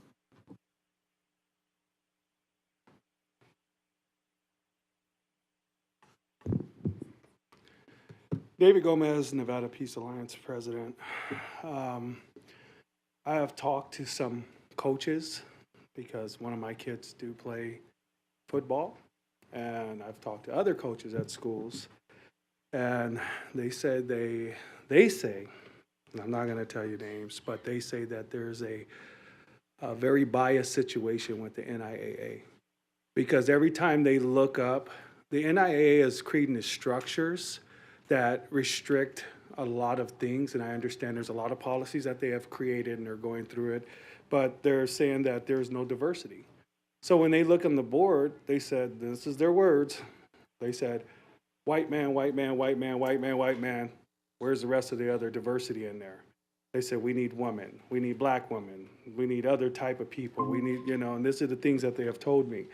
But, when you're appointing someone, I would think, and I would take careful consideration into appointing someone over there and saying, okay, listen, if we're going to appoint someone, let's pick someone from one of these urban areas, one of these areas like west side of Las Vegas or east side of Las Vegas, and let's send them over there and appoint them to this position, because that would help bring back a diverse understanding of what's really happening, which you can't see, what the coaches don't know, and what's going on in true real time. So when you're looking at something, appointing somebody else that's just going to play the okie doke or the coattail rider, or you're just doing whatever everybody else is doing, that's not okay, because then now you're just putting someone there that's just going to just keep the whole momentum of this undiverse board of people up there that are not really looking at some of the reasons and problems that we have with students that are trying to play athletics in our local schools that are in the west side of Las Vegas, the east side of Las Vegas, in those areas. I highly recommend that you guys consider to relook at how you reappoint and how you appoint someone to these boards or whatever you want to appoint them to, but make sure that it's a person of diverse, opposite than what they explain to me they see. Thank you. Thank you. Trustee Cavazos? Thank you, Madam President. I know that we are not allowed to get into a dialogue with public commenters, but I do want to state that without having the entire long list of people that do represent our state, the entire state, our board does have African American representatives. We have Latino representatives, of whom I am one. We have Asian American Pacific Islanders. We have a diverse board. This is a reappointment that we are addressing tonight. And I do want to say that the person that is on the agenda item tonight, Ms. Deanna Riddle, was not able to be here tonight for a very good reason, that she is attending a game in which her child is participating. This is a reappointment of a parent representative, and as you remember, when we did go through the process, we had very few parents that actually were eligible and that actually tried to fulfill this position. I have had the honor of serving with Ms. Riddle. She has been a very active and very involved member, and her input has been very valuable.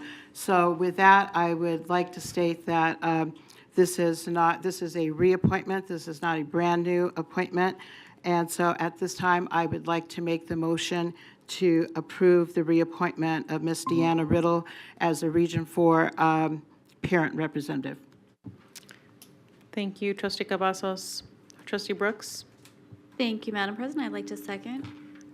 Thank you, Trustee Brooks. Colleagues, we have on item 4.02, the reappointment of a member to NIAA, that's Deanna Riddle, through 2026. We have a motion by Trustee Cavazos and a second by Trustee Brooks. Before I ask for the vote, forgive me, go ahead, please cast your vote. Trustee Williams, are you on? I am, Okay. Madam President. Thank you. Trustee Williams, are you ready to cast your vote on item 4.02? Aye. Thank you. All right, colleagues, that motion passes. Forgive me, it passes 7-0. Congratulations. Thank you for your service, Ms. Riddle. All right, colleagues, we're going to move on to item 4.03, and that's the Sex Education Advisory Committee. This is an action item, and anybody who would like to speak on this item must submit a yellow card in case you did not call in advance. All right, as we continue to move forward here, we are going to continue on this item. Dr. Mansell? Dr. Mansell, welcome. Thank you. Madam President, members of the board, Deputy Superintendent Larson Mitchell. For the record, Dustin Mansell, Chief Academic Officer. I am joined this evening by Christopher Carroll, our Director of Science, Health, Physical Education, and Driver Education. On Thursday, July 20th, 2023, the Sex Education Advisory Committee, recommending committee, met and made recommendations for the Board of School Trustees to appoint applicants as members of the Sex Education Advisory Committee. At this time, I will hand over the presentation of names to Mr. Carroll. Welcome. Madam President, members of the board, Deputy Superintendent Larson Mitchell, for the record, Christopher Carroll. As noted, the SEAC Education Advisory Committee, recommending committee, met and made recommendations for the Board of School Trustees to appoint the following applicants as members of the Sex Education Advisory Committee. Amanda Knowles, from the profession of medicine, nursing, represents District C. Christopher Brace, from the profession of counseling, represents District G. Dennis Lawrence, from the profession of teaching, represents District G. Zachariah Brown, a parent of a student who attends the Clark County School District, represents District B. Jacqueline Davinia Williamson, a parent of a student who attends Clark County School District, represents District A. Elizabeth Ornelas, a parent of a student who attends the Clark County School District, represents District C. And Erica Reynolds, a parent of a student who attends the Clark County School District, represents District E. The application for the position of religion and for one student is currently open. Madam President, members of the board, Deputy Superintendent Larson Mitchell. Dustin Mansell for the record. As these positions are a 2-year term, it should be noted that we still have one parent, Garrett Benavides, representing District E, and one student, Melanie Radin, representing District F, who will remain on the Sex Education Advisory Committee through this year. Thank you for this opportunity to share the names of the Sex Education Advisory Committee recommending committee At this time, we'll pause and take any questions from the board. Okay, thank you very much, Dr. Mansell and Mr. Carroll. I am looking for questions from my colleagues. Otherwise, I'm going to go straight into public comment. Okay. Thank you. We do not have anybody who signed up in advance. However, we do have some public comment. Ms. Binder, followed by Kimberly Johnston-Lindsay and Lorena Cardenas. Ms. Binder, please go. You're on top of my list here. Number I was one. just trying to be courteous. Thank you. Thank you, Madam President, members of the board, Dr. Larson Mitchell. I thank each and every person that came forward and put their application in. I know that those meetings are as contentious as ours were back during COVID. So I think it takes a very brave person in our community to openly discuss these issues and whatnot. And with that said, we have a community coalition that we have started that believes that Mom for Liberty's actions and beliefs run counter to the interests of public health, social justice, and equality. We need to stand in support of policies and initiatives that amplify and protect marginalized voices and promote positive change. If you're interested in joining our coalition, please reach out to your local ally that you may already know.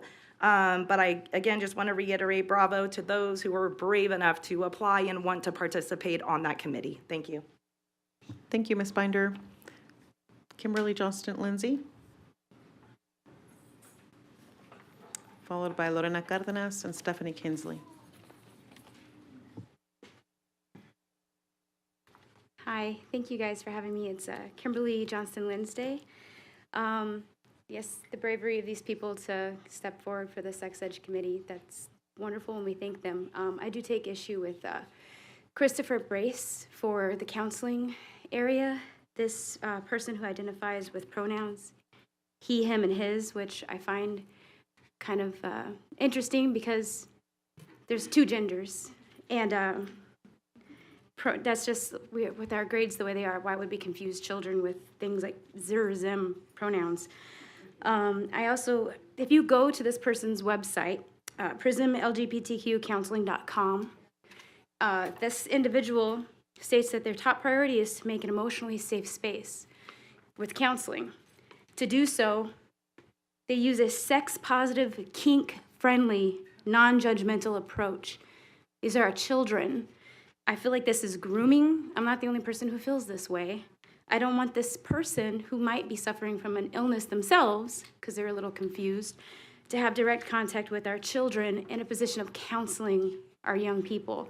We already have an issue in our schools, lots of depression, anxiety, all that good stuff. Why would we add to that with more gender confusion?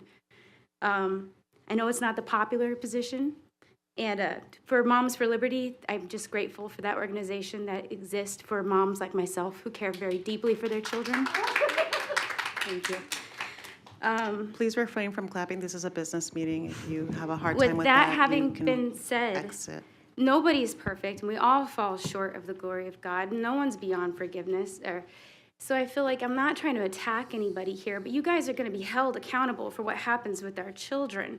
Your judgment and your wisdom is literally what's guiding these kids. If you want to improve upon the conditions of our schools, please focus on just truth and absolute truth, like biology, which we Ms. should Kimberly, focus can on. you please keep to the item? This is Yes, with the individual Christopher Brace, who doesn't apparently have any information with biology. I don't want that person around our children. It's grooming, and it's wrong. And thank you for your time. I pray for you guys all the time. I appreciate you. Bye, guys.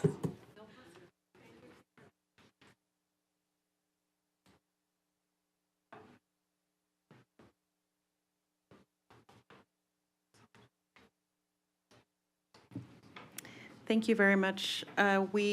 Before Ms. Lorena comes on board, you're welcome to come up, but before you share your remarks, just based off of council's advice and the space that we're trying to create here in this business meeting, please direct your public comment to the Board of Trustees. It is my is my request, and based off of the information that we've given to all members who have come in regarding board decorum, that we're asking everyone to please ensure that you keep to decorum by not attacking people or using, misusing information about individuals that we are voting on here today. Keep your information about the professionalism of this work. Good Thank you, evening. Ms. My name Cardenas. is, I'm sorry, Lorena Cardenas. And I see we're going down the same radical approach to sexual education. And sex ed committee meetings aren't new to us. We attended them, and we saw when you had approved for the sexologist who parents later discovered was selling sex toys on YouTube. And you seem to be doing the same thing by trying to appoint someone that is not what parents feel comfortable with. And when I tell you that there are many parents that are alarmed and are disgusted that the person you feel would be good or the best choice to counsel our children for sexual health would be someone that has a clinic, a practice where he focuses on gender affirming, it's actually called PRISM, LGBTQYZ, whatever. But this is who you feel would be best at counseling children with their health of sex education. And it doesn't make sense. It seems biased. It seems to go in line with the agenda that we see, what parents are seeing everywhere, where we keep telling kids that they can choose their gender. God forbid a student walks up to this man and has a question, and maybe he starts asking them that, maybe they're just trapped in the wrong body, or, maybe they should explore or question their sexuality. This is not the person that we need counseling our children. And it makes me wonder why you keep appointing people that are so far left and radical and so progressive. Parents are not okay with this, but we expect, if you appointed Dr. Shameless on the board, we do expect this to go through. But just so you know, parents are aware now that the only way to change this is to vote this board out, because you're not listening to the concern of parents. They don't want this for their kids. And so we expect tonight that you're going to give it a big stamp of approval, especially Cavazos, who is all for Please, sacrificing Ms. children at the altar of social justice. I'm not going to ask you again, and this will be the last time. Well, she is Please part of the do board. I'm not sure how to address the please, board. You can address the board by sharing your concerns broadly, but not by naming members or staff. We all know who the members are. I mean, if you agree to sit up there, you should have enough, thick skin to accept when Ms. Cardenas, what does parents this are being have to do critical with of this you. item? Well, you pointed out. I'm just saying Linda Cavazos has made it really clear that she Ms. wants a very Cardenas. progressive and radical approach to sex ed. And I would hope you vote this down. But again, parents, the only way to fix this is to vote them out. Thank you.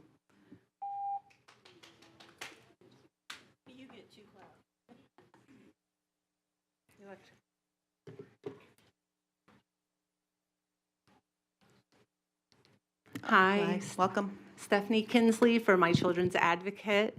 Big supporter of Moms for Liberty, by the way. Thank you for fighting against the sexualization of children, since we know how harmful it is. And studies show that introducing children to sexual, especially as graphic as we like to go here, is it's damaging to children. So I have questions, because I'm just a little housewife from Hendertucky.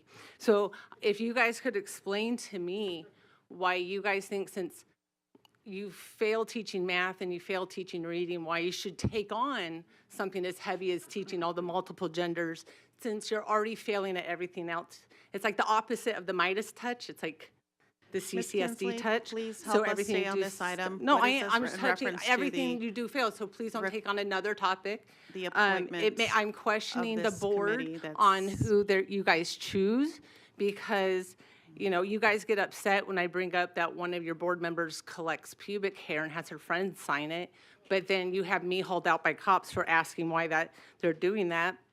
We're pushing a trans agenda.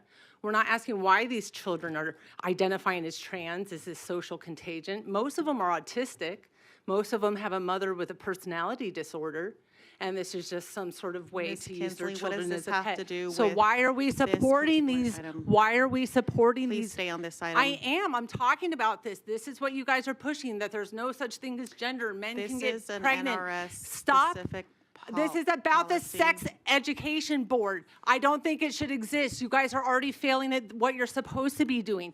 This whole advisory committee shouldn't exist. The people who are advising are the same people who say men can get pregnant and that a mask can protect you from a virus. You have to be so mentally deficient to believe the things you're saying, or it's coming from a place of pure evil. And I'm asking you which one of it is. Because I see the money Big Pharma makes off these kids mutilating their genitals and identifying as rainbows and whatever.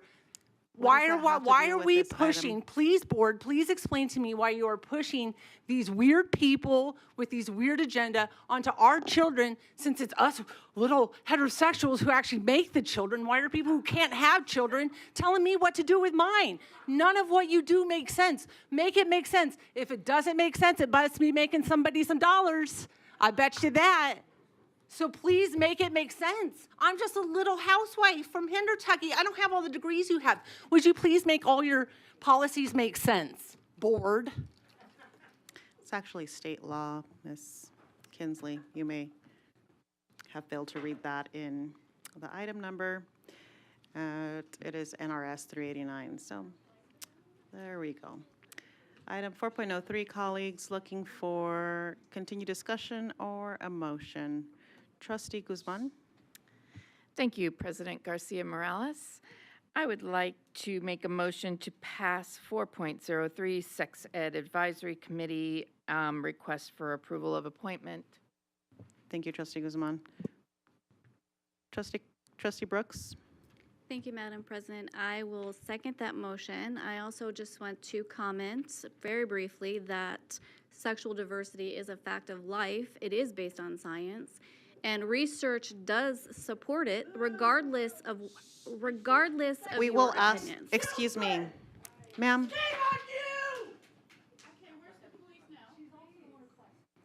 I'm not going to ask you. You're welcome to leave the boardroom if you're having a hard time containing your comment when it's not your time to speak.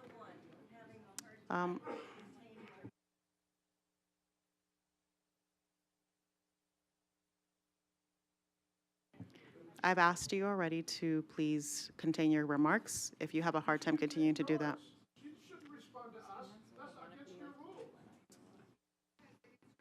I'm going to ask you to, sir, I'm going to ask you one last time, and I'm actually asking the entire audience one last time. This is not you've already had your moment to provide comment. If you don't know how to conduct yourself in a meeting. Officers, please ask this woman who's in the blue shirt on the left-hand side to leave. I've asked her twice to please contain her remarks. Please, forgive me, no, the woman who's actively yelling at us from the audience, she's, yes, up there. The one who's talking about, I'm going to ask her to please leave. Please remove her from the boardroom. You're not allowing us to conduct business. You're disrupting a meeting. I've asked you to stop disrupting a meeting, and you continue to do that.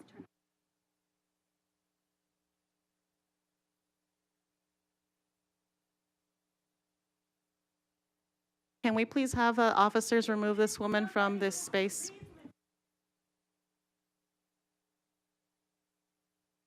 Sir, you're also being asked to, you're disrupting a public meeting. And I'm going to ask the gentleman who just stood up to also be removed from the space. Yes, the woman right here. This woman, yes. And the gentleman who just stood up with the black shirt.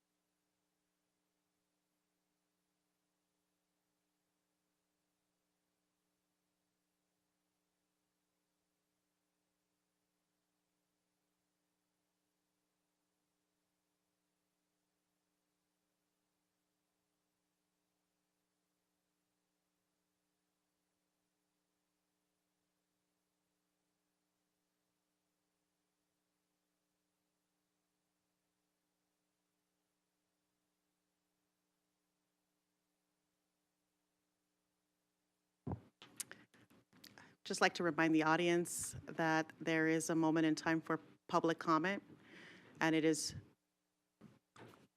once we ask for it, it requires a public speaker card. And there's also an area at the end of the meeting to allow members to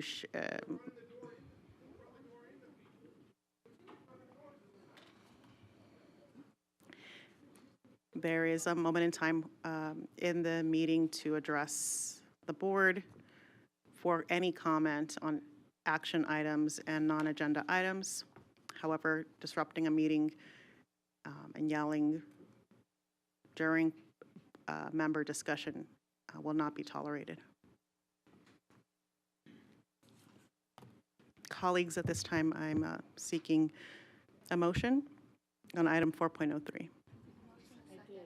Forgive me. You're right. We do have a motion, an active motion.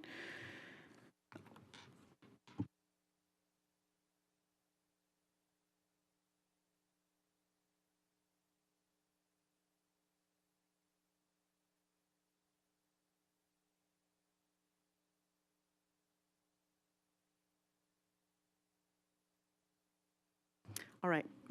Thank you for the reminder, colleagues. We have a motion by Trustee Guzman and a second by Trustee Brooks. Colleagues, please cast your vote at this time. Trustee Williams? Nay. Okay. Thank you, colleagues. That motion passes 6-1. Thank you. Thank you, gentlemen. All right, colleagues, moving on.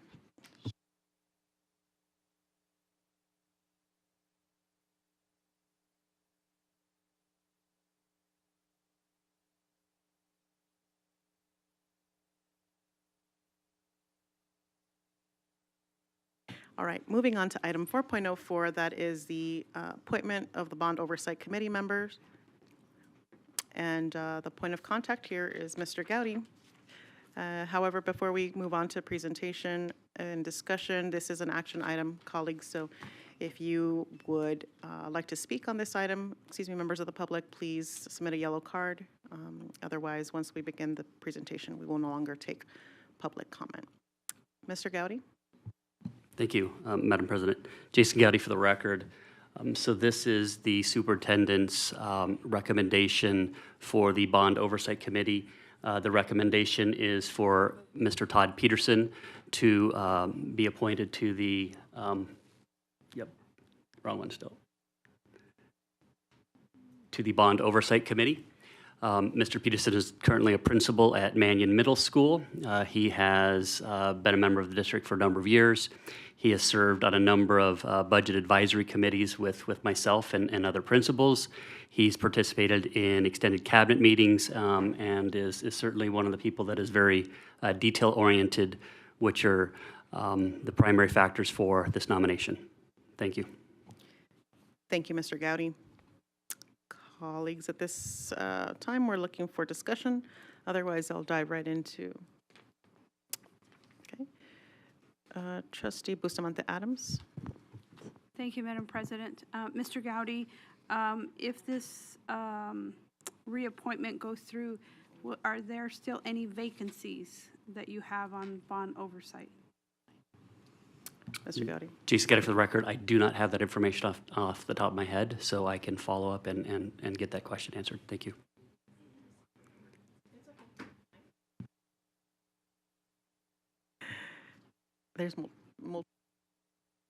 There are some vacancies on the board, on the committee, and I believe that was recently shared with us via email too, so please review that. And I know I definitely have some openings. Okay. All right. Doesn't look like we have any additional questions. However, we have public comment from Ms. Binder on Bond Oversight Committee 4.04. Thank you, Madam President, members of the board, Dr. Larson Mitchell, Anna Binder for the record. I just wanted to take this opportunity because I believe also that the service that the Bond Oversight Committee does for our district is extraordinary work. It is meticulous. and it requires a huge applause that I think sometimes they don't get. So I do try to extend my gratitude for all of their hard work, because most people in the community can't wrap their head around it. And then I also wanted to take this opportunity to let the community know, because I've gotten a lot of questions and I see a lot of questions floating about like facilities and like things like that, and they don't know where to go. I think last week when we were here, we had someone show up, they didn't know where to go, and I just, pointed them to like Bond Oversight, and then that, I keep forgetting the name of it, but there's that one-stop shop, like where you can scroll and pick the department, and just like, like if it's transportation or food services, we have like a one-stop shop now where the community can access submitting inquiries and getting it assigned and getting help back. But again, Bond Oversight, hands down, one of my favorite meetings to watch, especially as it comes to, building our new schools, our infrastructure work, and everything that involves. So publicly, thank you to everyone on that committee. Thank you, Ms. Binder. Colleagues, at this time, I'm entertaining a motion. There's no more public comment. Trustee Guzman? Thank you, President Garcia Morales. I would like to move to appoint Todd Peterson to the Bond Oversight Committee. Thank you, Trustee Guzman. Trustee Zamora? Thank you, Madam President. I will second that motion. Thank you, Trustee Zamora. Colleagues, at this time, we have a motion on the floor by Trustee Guzman, a second by Trustee Zamora. Please cast your votes. Trustee Williams? Aye. Thank you, colleagues. That motion passes 7-0. Okay. Thank you, Mr. Gowdy. At this time, colleagues, we are going to move on to item 5.01. That's public comment on items not listed as action items on the agenda. And I'm going to begin with the individuals who signed up in advance. Theodore Evans, Evelyn McGuffin, James Bayless, and Amber Stevenson. I'm Theodore Evans. Trustee and board, thank you guys for your time. I wanted to say that when the board was up here earlier, they said a lot about Sierra Vista, but you guys really have to tap into the underprivileged students, like a Canyon Springs and other schools on like the east side and west side of the city. Also, you guys are wanting to combat the violence at the schools, but you really got to pay attention and hone in on what's going on at home. If you guys want the parents to be more involved, you guys have to give them opportunities to come to the schools and speak. And as far as everyone failing in math and English and all of these different subjects, I feel like nobody should be proud of themselves. As far as the board, respectfully, the gentlemen who come up here, respectfully, until things are turned around. And as far as the gender is concerned, you're a man or a woman. One bathroom for a man, one bathroom for a woman. No disrespect to anybody who disagrees. If you don't want these females to be on both the highways selling butt, and these teachers to quit teaching to open up OnlyFans, pay the teachers whatever they're asking for, or you're going to have destruction. But it starts with the teachers, so I say we should increase their pay. Also support staff, help support staff to come above $13 an hour. I can make more than that sitting at home. I'm not support staff or anything like that. I just feel like their pay is disrespectful. And my name is Theodore Evans. I'm the CEO of Market Global. If anybody wants to reach out to me so that I can help, my email address is theodore@bringloveallculturesknow.com. But thank you guys and God bless. Thank you, Mr. Evans. I'd like the record to reflect that the board approved a $15 minimum wage for all support staff a couple of meetings ago. Evelyn? Hi, my name is Evelyn McGuffin for the record, and I would like to address the board this meeting. I would like to address that this district has pledged to protect its students, and to do that, the teachers need to be supported as well. Now, I have many teachers as family members, and I care about them very much. They're my family, and they have all worked very hard to raise me, and I am proud of the person that I am today because of them. And I'm here to tell you that teachers' job don't end at 3:15. Their job does not end when the school day ends. They're working at home, providing for their children, and most of them don't make more than $65K per year. And I'm here to tell you that that does not keep up with wages, that does not keep up with rent. Most of my family, we live paycheck to paycheck, and my dad has to drive me 11 miles so I can be a magnet student at my aerospace engineering program, and I am so grateful that my family strives for my education and for their students' education, but they're not being paid enough to pay rent. The high rent, it's $2,000 per month, and that is more than half what teachers make per month. And yeah, I know they teach for 9 months out of the year, but for my family, they are all electives, they're all specialists. It takes the whole 3 months to plan for the next school year. It matters to your students, it matters to your faculty that your teachers are supported because they do all the heavy lifting. Admin does so much support as well, but teachers are what ultimately are going to be taking care of your children. And your students, they need to be protected, but the people protecting your children are the teachers, so you need to support your teachers. If we're protecting students, no matter who they are, no matter who they love, we need to make sure that that the teachers are supported so the teachers can accurately and safely for their own mental well-being and for their health to support their teachers. Board, I urge you to please support your teachers. And I know that you care about your teachers, but we need to do better as a community to support our teachers. Thank you very much, and thank you for giving me your time this evening. Have a good night. Thank you, Evelyn. Mr. Bayless, Amber Stevenson, and Timothy Underwood. Mr. Bayless is not here. Amber, are you present? And Timothy Underwood? No. May I give these for you? Sorry, I did not mean for that to come off. Just, he's not allowed to be back in. Yes, please, you can provide that to Lisa.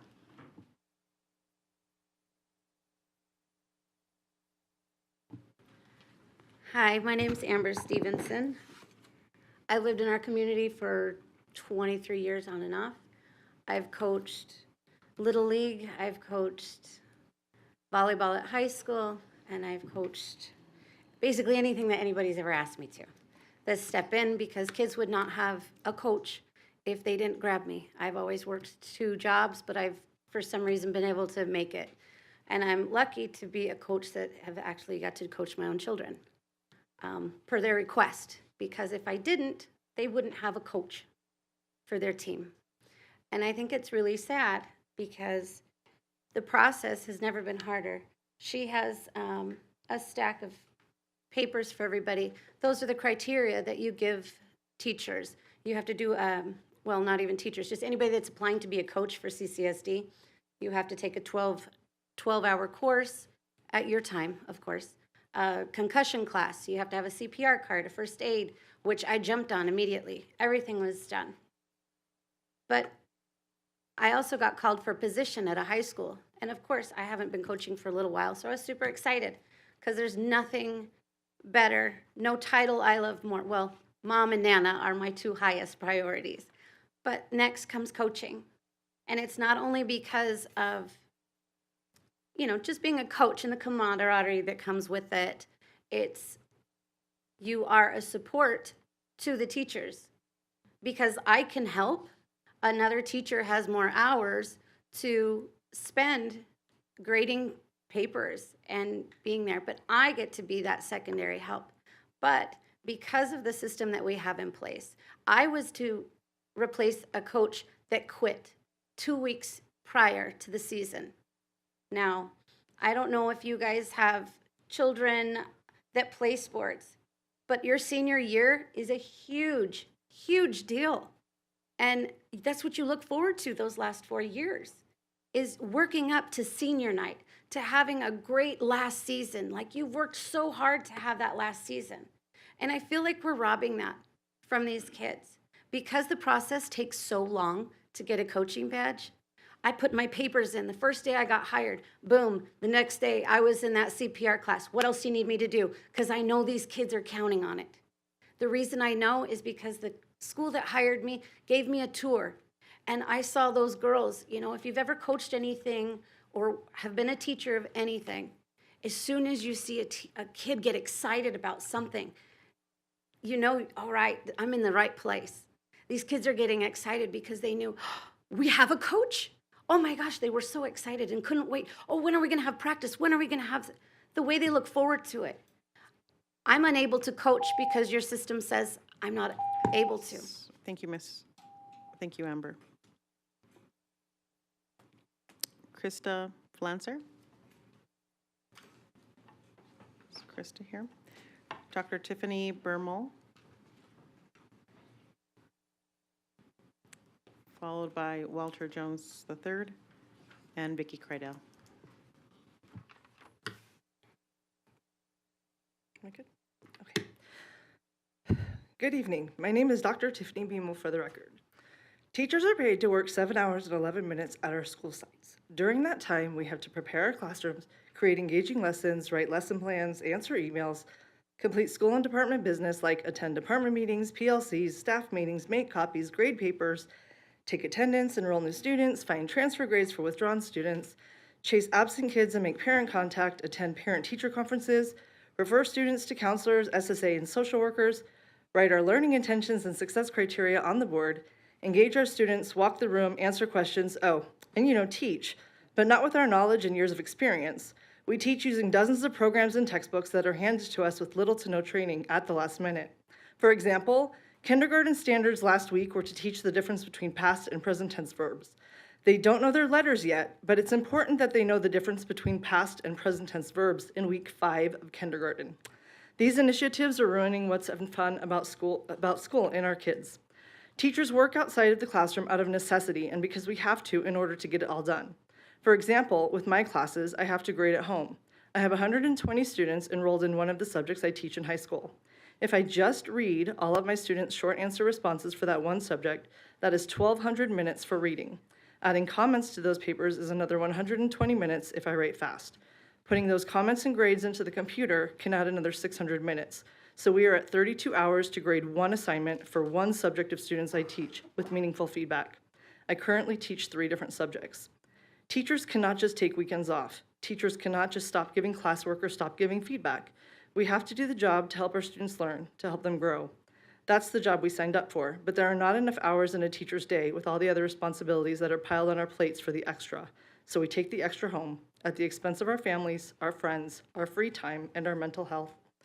This is why teachers are tired. This is the part no one sees and why no one gets it.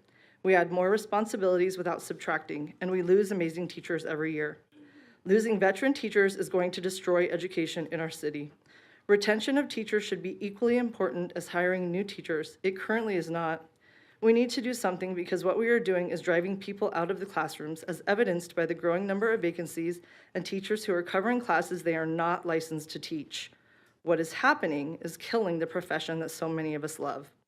Teachers are not public enemy number 1. Teachers work directly with students. Teachers are on the front lines with students. Teachers will always be number 1 for students. Thank you. Walter Jones, Vicki Kreidel, Maggie Minamez, Margie, not even Maggie, forgive me, Margie Minamez. Good evening. Vicki Kreidel for the record. The beginning of this school year has been one of the toughest starts I've ever witnessed in 21 years of teaching. The morale throughout CCSD is dangerously low. The announcement of an impasse this week was another distressing gut punch and will make things worse. Every day I'm hearing things from educators like overwhelmed. At the end of my rope, I just can't do this anymore. We're in a downward spiral physically and mentally. Your educators are drowning. And if things continue as they are now, you'll leave many of us with no choice but to leave to save ourselves. Your educators should not be doing anything that is not practical and useful in their teaching. Meetings should not be in person if the information could be put into an email. We should not have important communication dropped on us on a Friday at 5 p.m. We also deserve to have critical updates sent to us directly instead of hearing about it on the news. I understand that you're laser focused on student outcomes, but at what cost? A colleague told me last week that the current mandates have sucked all the joy out of teaching. I asked some educators in my Facebook group to share some insight on what's causing this. This is from them. The amount of stuff on our plates is ever increasing. The opportunities for teachers to be creative with lessons is dwindling away.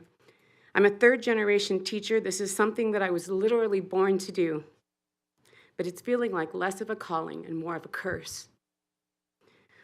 Another one, we have to take something off our plates. We cannot be all things. Lesson plans, PLCs, learning intentions, success criteria, learning new curriculum, grading, chasing absent kids, making parent contact, new MBI, and SIPS referral systems, new attendance monitoring systems, mandatory videos, covering classes on our preps, committees, ELL training, maps, testing, new PSAT protocol. It never ends. I think our plates have already crashed and we're trying to pick up the pieces. There is no longer a chance to breathe. I'm doing multiple trainings per week. I'm tasked with learning a new program before I've even fully implemented the last one. This year we started a book study, 2 new curriculums for social studies, Jan Schaefer writing program. Next week we're adding Think Circa to social studies, so I need to learn that too. When our members lobby, we often do it under the banner of Listen to Educators. This is a simple slogan, and it's intended to be. This situation is unsustainable. Whatever the reason, we now know what it looks like when a school does not have enough school teachers to stay open. And that could be a glimpse into the future with how many vacancies we face. Listen to your educators. We're telling you what's happening and how we're feeling and how you can help us and how we can fix things. Do this before it's too late. Thank you. Margie?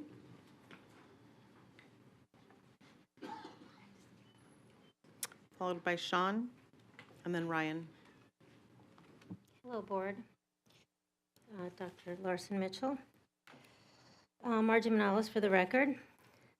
I am back because the situation with my daughter and her class has not come close to being resolved. She is still tormented. I have a letter from the therapist she has been seeing. This is not good. Here's the letter. Dear CCSD administration, I've been treating Isalia Manalis for the last few weeks. She has been suffering from depression and anxiety due to feeling her rights are being violated by the admin at WCTA. The mental state she is currently in stems from being forced into taking a class she was not informed about through any form of communication. Isalia is distraught that no one believes her version of events. She is displaying a consistent depressed and distressed state due to her feeling of not being heard and that the principal is taking advantage of her because of her age and status. In the last few weeks, she has continuously expressed her loss of joy in learning and of school because of the anxiety that this situation is causing her. She has lost confidence in her education and the ability of the school and administrators to protect and nurture her, and she feels helpless. The despondency she is demonstrating is due to her feeling unfairly treated and coerced into the situation by the principal, and that CCSD administrators are not willing to help her. Due to these feelings of dejection and suffering from complete disillusionment in the school system, she feels that her academic performance is being affected and her motivation in school has been critically impacted. In my professional experience, children in their teenage years are very vulnerable to being traumatized by similar events described above.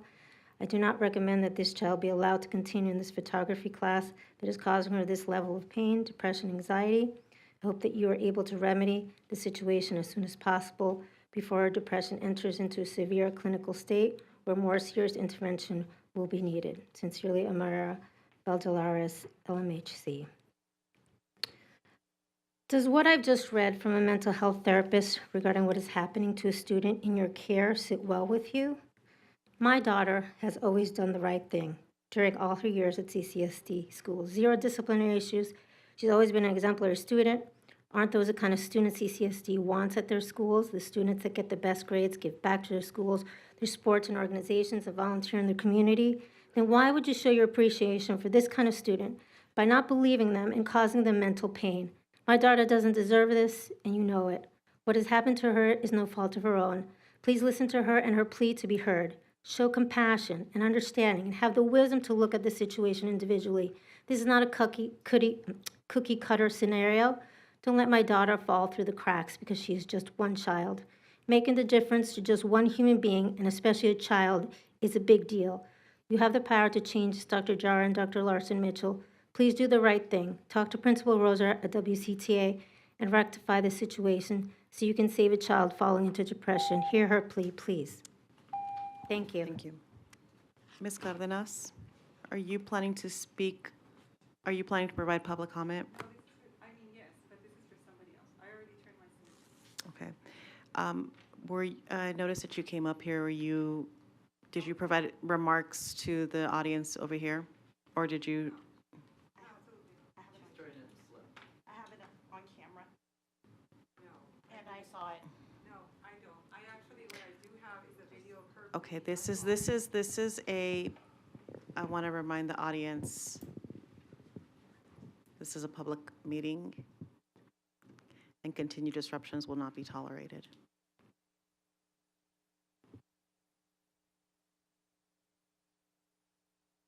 And unfortunately, if you do not submit a yellow card at the beginning of this item, you're no longer able to submit them.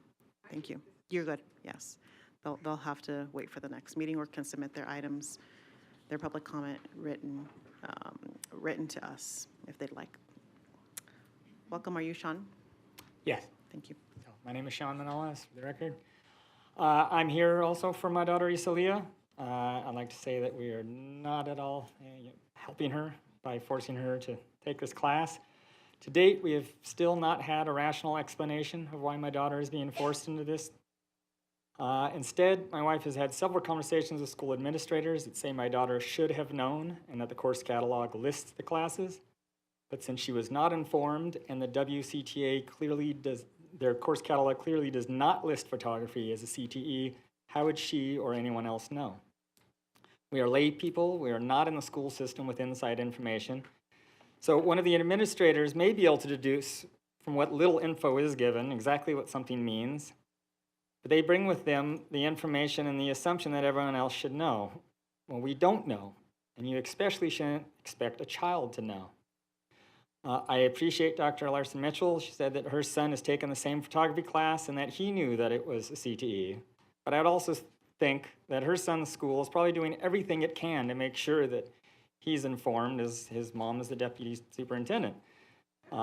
Besides this, she herself is in the school system and acutely aware of all the programs and their rules, so she's not really relying on what the school or the course catalog has to inform her in the first place.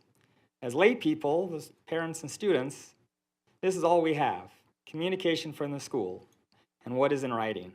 And if it's not there, we can't infer, nor are we versed in anything that's CCSD related, as are Dr. Larson, Rose are, and Rayford are. Sean, please keep your remarks to the entire board. Please do not direct any comments about staff or members. Okay. I will continue. You'll tell me if I'm doing it wrong, I guess. But we met with Dr. Rayford recently, face to face. And we asked her to explain what she has seen in the course catalog to justify her decision, but she refused. She said she didn't want to go back and forth. We were wondering, is back and forth on what? The fact that it is not listed as a CTE class in the catalog? The principal has had this exact same response. How can you have a productive conversation with school administrators that can't explain their decision? Is this the kind of relationship CCSD is supporting between their administrators and the hundreds of thousands of families? Seems you just want our children and the parents to be shut down and told to be quiet.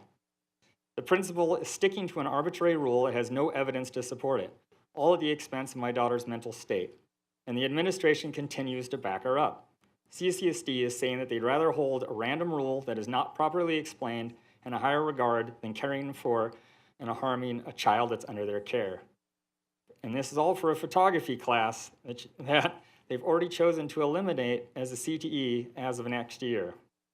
Allowing my daughter to drop this elective would not have a negative impact. Thank you, Sean. Ryan, followed by Ann England, and then Jacob Parker.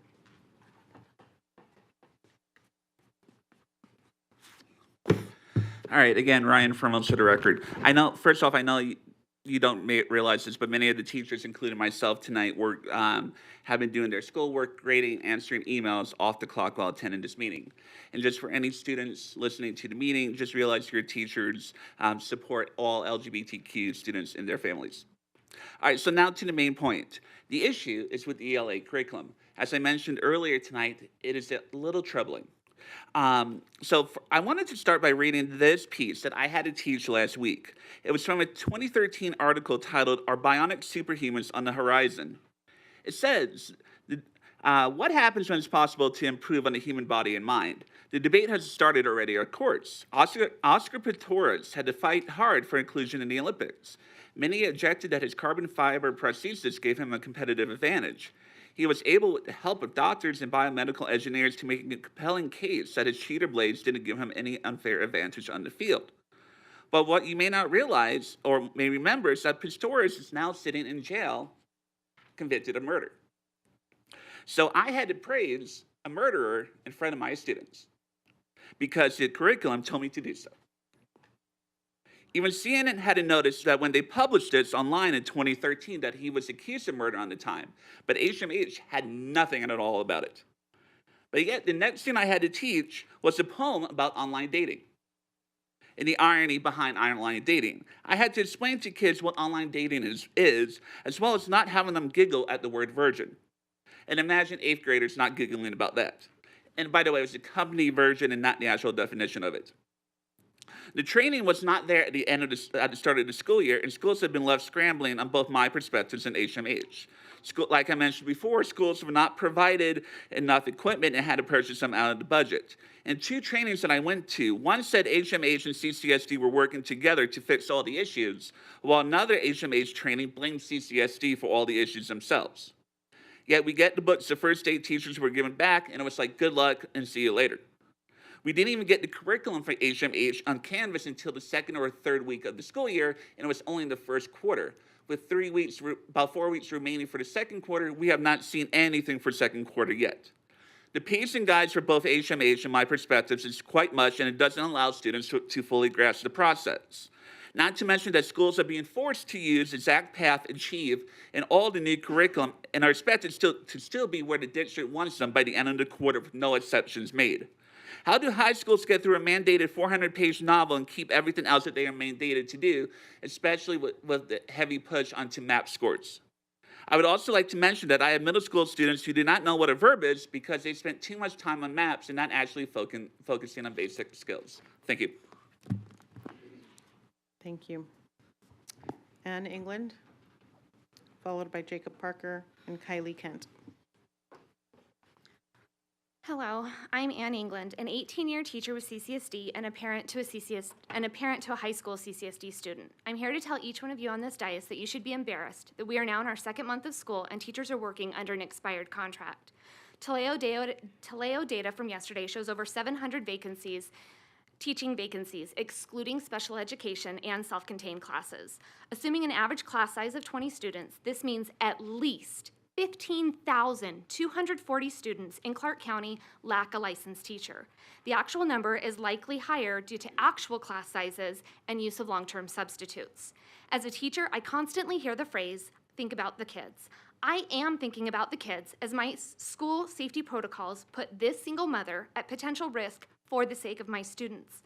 I think about them as I go beyond my 7-hour and 11-minute contract, collaborating, reviewing data, and learning new programs without any training. I am here to help you think about the students. Teachers in CCSD do not have a current contract despite our state legislature and governor approving SB 231 specifically for teacher raises. Majority Leader Nicole Cannizzaro said, we as a legislature budget for the biennium, so the idea that somehow this money just isn't available in the future is a ridiculous argument to not providing raises that are owed to teachers and support staff that are in the classrooms every single day. Senator Dina Neal said, "We did not do a record investment in Clark County or statewide in order for this particular district to nickel and dime teachers and students. I can't tell my administrator I will get a report to them eventually, or grade eventually. I can't tell them I'll get it done, but I can't tell you when. This is what teachers in CCSD are being told about their pay. I have to follow deadlines for my CU advancement, only to be told by contracting that over 900 people also earn their column advancement, so they can't tell me when I'll see that on my paycheck. Contracting did promise retro pay. That doesn't pay my bills today. Is CCSD thinking about the kids as they use teachers as pawns in the media? Is CCSD thinking about the kids as they share proposal after proposal with the media and in social media with limited details to make teachers look ungrateful? Teachers have enough responsibilities, and now we're also becoming our own press agents to clarify the confusion being put out by CCSD. Will this really help fill those vacancies and provide a licensed teacher to those over 15,000 kids who are currently without one because of CCSD? Morale in CCSD is at an all-time low. Teachers feel overworked and underpaid, again, despite SB 231 funding for raises. Imagine what classrooms, collaboration, planning, and instruction would look like if teachers could go home and rest after working beyond their contract and on weekends, instead of heading to second jobs. Imagine what vacancy numbers in CCSD would look like if all teachers had decent pay in CCSD. In addition, teachers are leaving the classroom now. CCSD will not fix their problems until they start respecting teachers who are currently in the classroom and thinking to leave.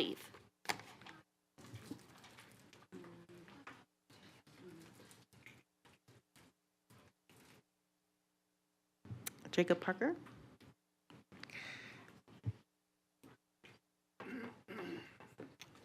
Ladies of the board, Deputy Superintendent, I appreciate your time. Thank you for allowing me to speak to you, and I do want to commend you on your resolve for public meetings. I know it is gets very hostile. I'm sure you obviously are aware of that today.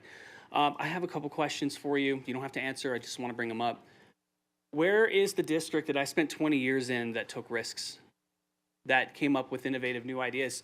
We haven't had innovative ideas for decades, and I know that because I'm a product of this district. I came from an elementary school, Willie Fong Elementary. I graduated from Cimarron Memorial High School. I also graduated twice from UNLV with a secondary education degree and then a master's in higher education leadership with a focus on educational law, constitutional law, and political governance with a focus on education.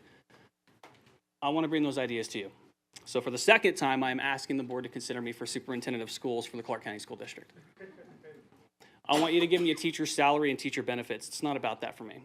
I want to change this district. This is the one I grew up in. Caruso was my principal when I was in Cimarron Memorial High. He knows the things that happened with this district. He knows how good this district was and what it could be. And we're in a crisis. And we're standing here today with amazing ideas that we're not implementing. We have amazing teachers that are not being paid. We have teachers that are walking out the door because they see a district that has failed them. And I don't want to do that anymore. I just want to share a couple successes. After I left the district, here's some of the things that I have done. I turned a reading class from 13% to 71% proficiency within 1 year post-pandemic. I have 2 straight years of 100% graduation for all of my students that were under my belt. And it's not even here with the district, it's a charter school. I want to bring this here. I have at least 25 new ideas for this district, and I want to be the superintendent of schools for Clark County School District, and I want to bring this district back to what I graduated with. Because I've seen it in its greatness, and I've seen it in a crisis, and we need new leadership. So consider it, please. Thank you.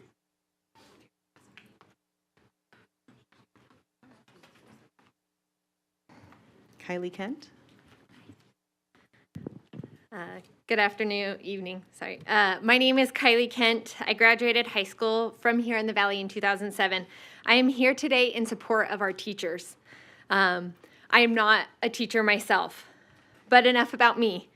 By your own admission, our school system was down at least 1,200 teachers, meaning those at the beginning of this year, meaning those classes were either taught by a mix of licensed educated professionals throughout the day who were giving up their minimal child-free time in their day, time that is set aside to be able to do necessary class tasks, cleaning up, grading papers, writing lesson plans, etc., or by a substitute teacher who are wonderful but often do not have the educational background nor the ability to know where each of the present students are academically to be able to teach them correctly.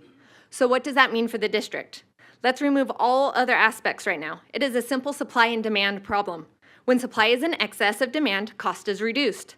When something or someone is in short supply, the cost is increased. If the pay was fair, the supply of teachers would meet demand. Since it does not, that means that what is expected of them is not worth the price that they are having to pay.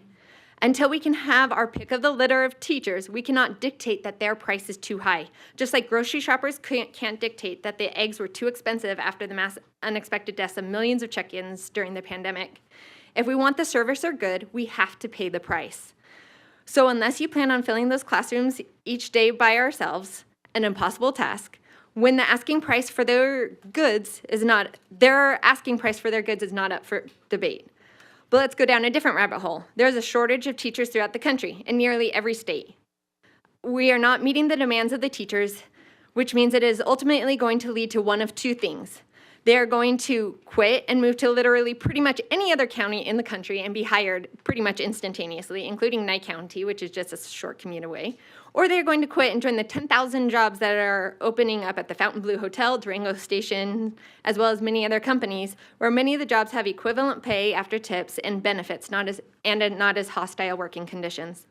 Members of the board, Superintendent Jara sued CCSD for a hostile work environment for an unfair dismissal, but as a board, you have made it a hostile work environment for our teachers, and when we lose our teachers, they will not come back, and that will be on you. Pay our teachers with the funds that they have lobbied for, that were appropriated for them, and somehow were decided to be allocated to others. We are down 1,200 teacher salaries that CCSD should have the funds to pay. We have the funds from the marijuana tax that was supposed to go towards schools. Remove the unjustified pay raises you guys approved and the new jobs that were created. With all of those combined funds, give our teachers the raise they are asking for, which is way less than what they deserve. Maybe then our children will have hope. Time for hostile work environments to end and the progress to begin. Thank you. Okay. We're going to move on to people who signed up with yellow cards. That's Leela Mayer, David Gomez, and Kimberly Johnston-Lindsay.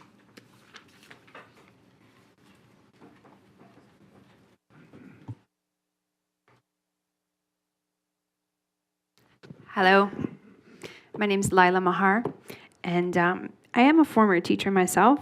I taught for 3 years in LAUSD, and let me tell you, that was a horrific experience. So I can only imagine teaching for Clark County. I would like to say that probably the violence and the problems that you're seeing in the classroom is probably because as the captain goes, the ship follows. So seriously contentious issues between the board and the members of the public and the teachers filter down to the classroom. We can't just say that it's probably just a community issue, but the teachers being hopeless and being frustrated probably transfers into energy that the kids pick up, and they are violent themselves in response because they don't have the wherewithal to understand why they're feeling this way. So they are violent in response. Teacher attrition, I see on Instagram and Facebook just about every day, the horrific teacher attrition happening and the vacancies you have. I also saw that you went all the way to Florida to try to find some people who were, willing to come here. Obviously, you have to go very far and wide to find teachers who are willing to come here and subject themselves to abuse. That was probably money that could have been better spent to find teachers here. Also, if you're looking to hire teachers, I would suggest that rescinding state certification for out-of-state teachers. I do have a credential from California. Unfortunately, I am not willing to take the time or the money to go back to class and get a Nevada state certification. We should consider one universal certification for all 50 states.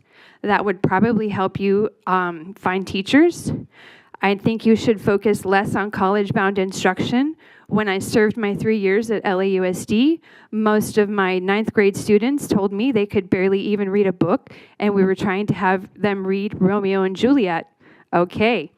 Focus on real-world instruction, like how to rent an apartment, who do you call when you get arrested, how to iron your clothes, how to do laundry because many parents are working 2 jobs and don't have the time to teach them real world problems and real world tasks.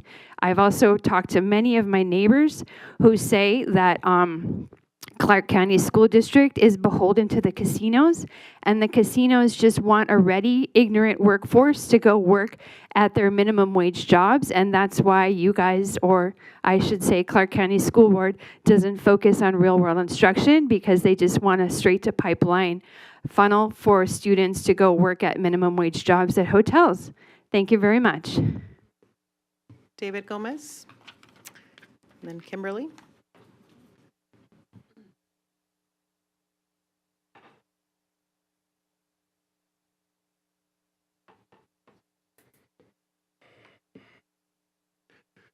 David Gomez, for the record, Nevada Peace Alliance. For our start, Father, you're always in control. These people don't breathe without you. And I'm talking about my Father in heaven. So, when I look at some of these things, I'm tired. I'm really exhausted. But that doesn't mean I'm going to give up. I don't give up. Why do I do what I do? My mother was a drug addict. She was a heroin addict. She was a crackhead. She did things in bushes with mans that I should have never saw. I watched my 3 sisters, well, I have 4. She took off when she got a lot older, but I watched my 3 sisters and raised them by myself at the age of 11 years old. So I understand what it is to be a child parent. I understand what it is to go to work and illegally work in a pizza parlor passing out flyers because I'm not even legal enough to collect a paycheck. I understand what it is to live in a household that is broken and torn apart. I understand what it is to look in a refrigerator and see a frozen piece of bread, no milk, sink water that's been refrigerated, and food stamps we have to lick. They used to be little tiny things that you put on a little card. That was a long time ago. And you know what? I've come a long way. And the reason I fight is because I know what it is to be in those shoes. My kids I have a kid in Rancho. There's a sign out there that says, private property, no trespassing. I don't see it on any other school. But why is it on that school? It says private, it's one of those red ones you can buy from Home Depot or wherever.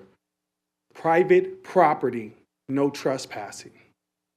Private property. Public school is now private property. Then I watch how we actually take these kids and make them tardy. I watched it. I went to other schools and watched too. They don't do the same thing. Then I do investigative tours with different members of staff. I do it back here in the warehouse. I witnessed someone asking a question, do you hate this person? And how do you feel about this person? What kind of question is that to ask in an investigative tour to a staff member? That's insane. That's too personal. You're protecting the person they're talking about. But then you got principals, and I'm not going to name who, but you got principals that are doing the wrong thing. We think because they're brown like me, they know what they're doing in an area where everybody's brown or black like me. But you know what? I've come a long way, and I'm not going to stop. If you want a superintendent after Jar, he's sitting right there.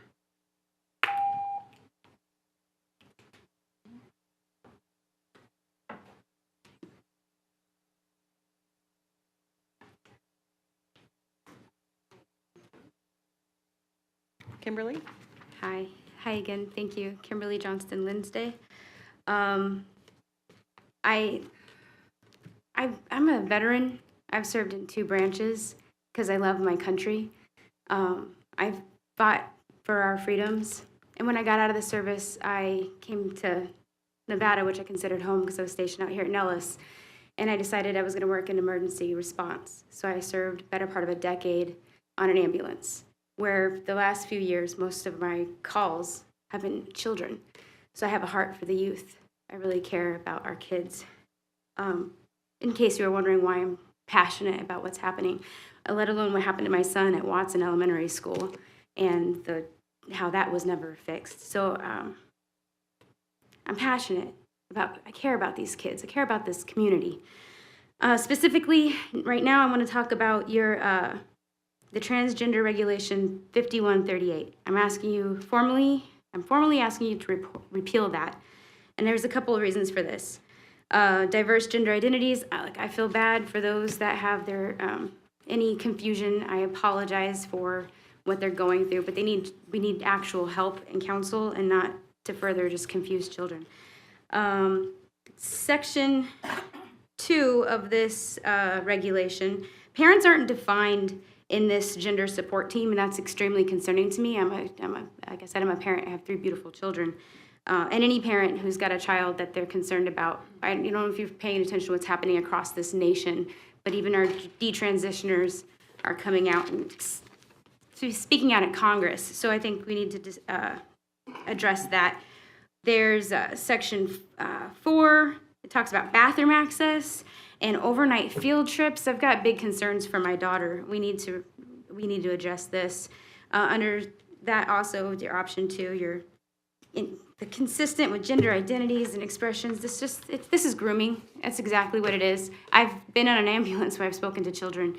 The conversations that they have with some adults, I couldn't imagine unless that person, they need to be investigated for some heinous things that they're doing to these children. I also, that was disturbing what I witnessed. I was here when the union was screaming and chanting, and I've just watched fellow parents get kicked out of here. And I'm not surprised that I'm not surprised, but it's disgusting behavior. And we're the ones you represent for our children. So if you want to be back in these seats, you're not going to be. We're going to vote you out. You can't keep this up. And this is across the nation, guys, parents are stepping up. We're done with this sick ideology and grooming our children. So I'm just shame on you guys for that behavior. It's beyond me.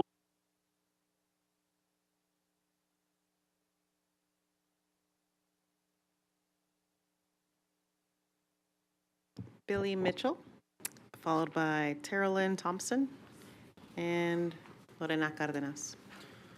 So I'm not sure why I wasn't called up during the 3.0. That's exactly what I identified on there. But I'm going to address that part of it. Forgive me. Yeah, That's okay. It looked like 5.01. Oh, you couldn't see it? It doesn't look like a 5? It's okay. Please. That's that please. military. I grew up here in Vegas. I went to Fremont and Las Vegas High School. Sorry.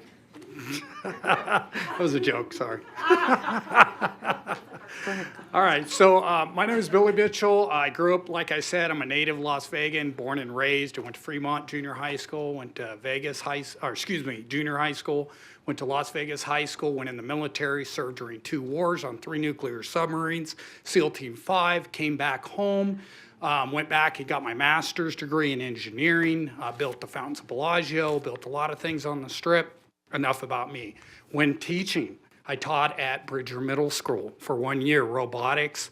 Brought that robotics program back to where it should have been, bought all the materials myself, everything. Left, then went to Coronado, was at Coronado for 5 years, taught engineering, architectural, and also did programs like coached football undefeated, and also did a NASCAR program over there because I raced NASCAR. Okay, so where does all this go? I sat there and listened to your board. They did a lot of great work. The comments that I have is when you sit down and you have a 3-year grant, you should have requirements laid out, a list of requirements.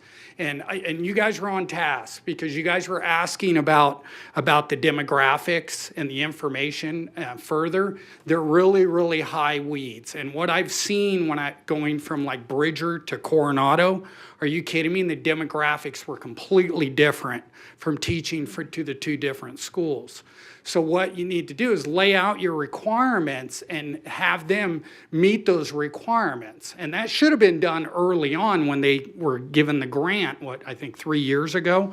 But now you guys can go back and do that. That's what we do in the engineering field, and we're building something. And now I work for Department of Defense now, which I can't talk about what I do, but that is what we do on multi-million-dollar projects. So if you need a hand doing that, I'd be glad to help to do that. Now I'm looking at the grant, and everything that they talked about concerned me because it was reactive. Is that how the grant was written? That you guys are supposed to be a study based off of discipline after there's been an issue? I'm kind of confused because what I saw when I was at Coronado and especially at Bridger was that you have to break it down further. I understand they were talking about male and the different ages, but why? Why? And it's more of an economic issue than it is a race issue. So we have to look at making education fun again, and how do we do that? And that hour after school, I'll be willing to bet you, is probably over half of your concerns as far as why these kids are being disciplined. Because that has already been proven that's when these issues are happening. Thank you. Tara Lynn Thompson? Oh, I'm sorry, forgive me. Yes, Tara Lynn Thompson, followed by Lorena Cardenas. Hello, Carolyn Thompson for the record. I stand before you today as a theater teacher, someone who has poured her heart and soul into a profession she loves. I've dedicated myself to nurturing young talents and uniting the passion for stage. I've loved every moment of it, and my students can vouch for that. But there's a heavy burden that I've been carrying alongside this love for teaching. It's a growing disillusionment that I felt within the school district that I've dedicated my career to. It's disheartening to see how teachers, especially veteran teachers like myself, are undervalued and overlooked despite years of experience and a proven track record of success. This is the very first time in my 20 years as an educator that I have seriously considered leaving this profession. The toxic environment that has emerged in the district is suffocating. He said, they said, us, them, it's all exhausting. The lack of support for teachers and the piling on of more and more unnecessary things have eroded the very essence of what education should be. It has eroded the core of who I am as a teacher. In short, I don't feel valued as an expert in my field. Instead, I'm being micromanaged and asked to complete tasks such as spending useless time writing learning targets and success criteria on my whiteboard. Do you know who's reading that information? Me as I'm writing them, and maybe my administrator as they walk through my room. Have you ever worked with middle schoolers? I get asked several times a day, what are we doing and where do I find that? As the answer to their question is displayed on my huge new digital whiteboard right behind me. Trust me, they are not reading the information that I am being directed to write on my board. In conclusion, the story of this theater teacher is not unique. It is a story of countless educators who are being driven out of the profession they love by a school district that no longer values their expertise. I teach my students to use their voices when they see an injustice. I am trying to use my voice. It's a call to action, a plea to rekindle the appreciation for not just veteran teachers, but all teachers, and treat them as the professionals that they are. Our students don't deserve anything less. Thank you. Thank you. Lorena, followed by Stephanie, Kinsley, and then Christina Mensch. Hi, good evening. I'll open with a comment from Tim Underwood. I love my trans friends and family. I understand your pain is real, tangible, and often dominating. And I am offended at political operatives with their alleged concern for your pain when it is just an ideological front meant to conceal their thirst for power. Nobody in this room has any power or authority that has not been granted to them, first by the electorate and ultimately by God, who will judge us for how we wielded said powers. The more power one has been given, the harsher one is judged. It has come to the public's attention that this board authorized the Transgender Regulation 5138 in 2018. This decision was made completely void of scientific data or even a single medical study, double-blind controlled and peer-reviewed. And yet, merely on the word of experts, this board enacted the regulation, which facilitates what amounts to sexual abuse of our school children. To facilitate the messaging to minor children that they can change their sex by their will is outrageous. What scientific data did, this board reviewed to make sure an aggressive claim, such an aggressive claim, none, zip, zilch, nada, because science forbids this preposterous lie. Biology is not bigotry. It is the truth. Deny it all you want for yourselves and your own kids, but don't force that lie on our kids. Facilitation is participation. This board has sown the seeds of transgenderism over the years to the point where we have over 300 minor children being facilitated by CCSD policy and practices today to change their sex. If we find one child has so much as taken a single dose of Lupron or a dose of a cross-sex hormone, we will demand your jobs and your arrests. We will throw you in jail and bankrupt your finances. Smirk all you want. If anyone causes a child to stumble, it would be better for her if a millstone was tied around her neck and she was thrown into the depths of the sea. That is the word of your final judge. And all the legal judges to whom we can present evidence of your gender grooming through policy that you knew was bad for children despite your oh-so-saint-like justifications. We respectfully request you repeal transgender regulation 5138. It leads to crimes against humanity. Lastly, I want to add, what a failure of a mom must you be to be against of a group of moms who want their children to succeed. Parents, if you've seen enough, join Moms for Liberty. Thank you and good night.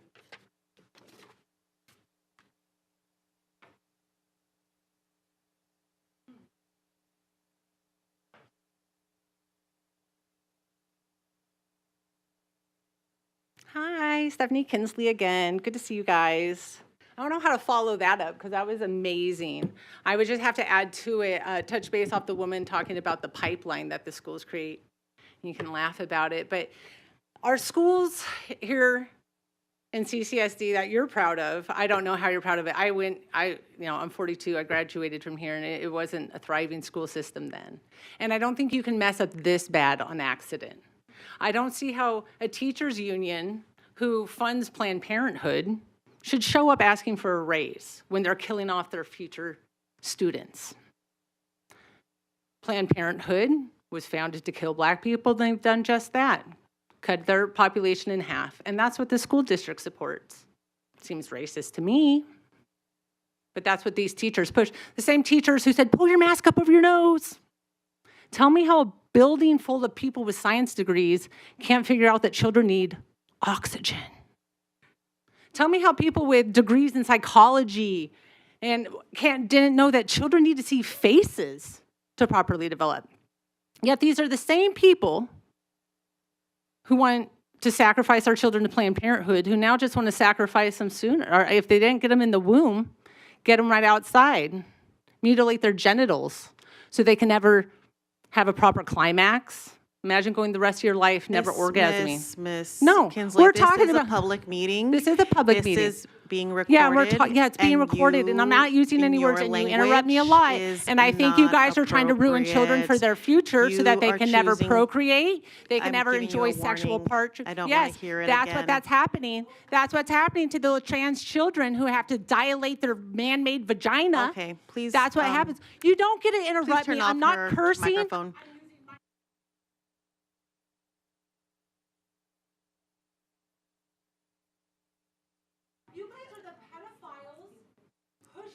Miss Kinsley, Miss Kinsley, Miss Kinsley, Miss Kinsley, Miss Kinsley, Miss Kinsley. I want to reason with you. You're not reasonable. You're not a reasonable person. You interrupt me incessantly, but someone from this side can sit and say, my daughter identifies as a goat, and that's okay. Miss Kinsley, I made an attempt to stop your time, Miss Kinsley, but you're continuing, and it's really difficult to. Do I need to have her on mic?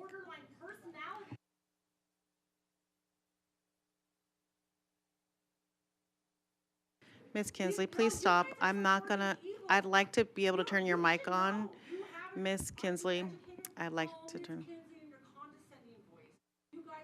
You're interpreting my language or my voice as condescending. If you would like to hear a condescending voice, I'm happy to provide you that.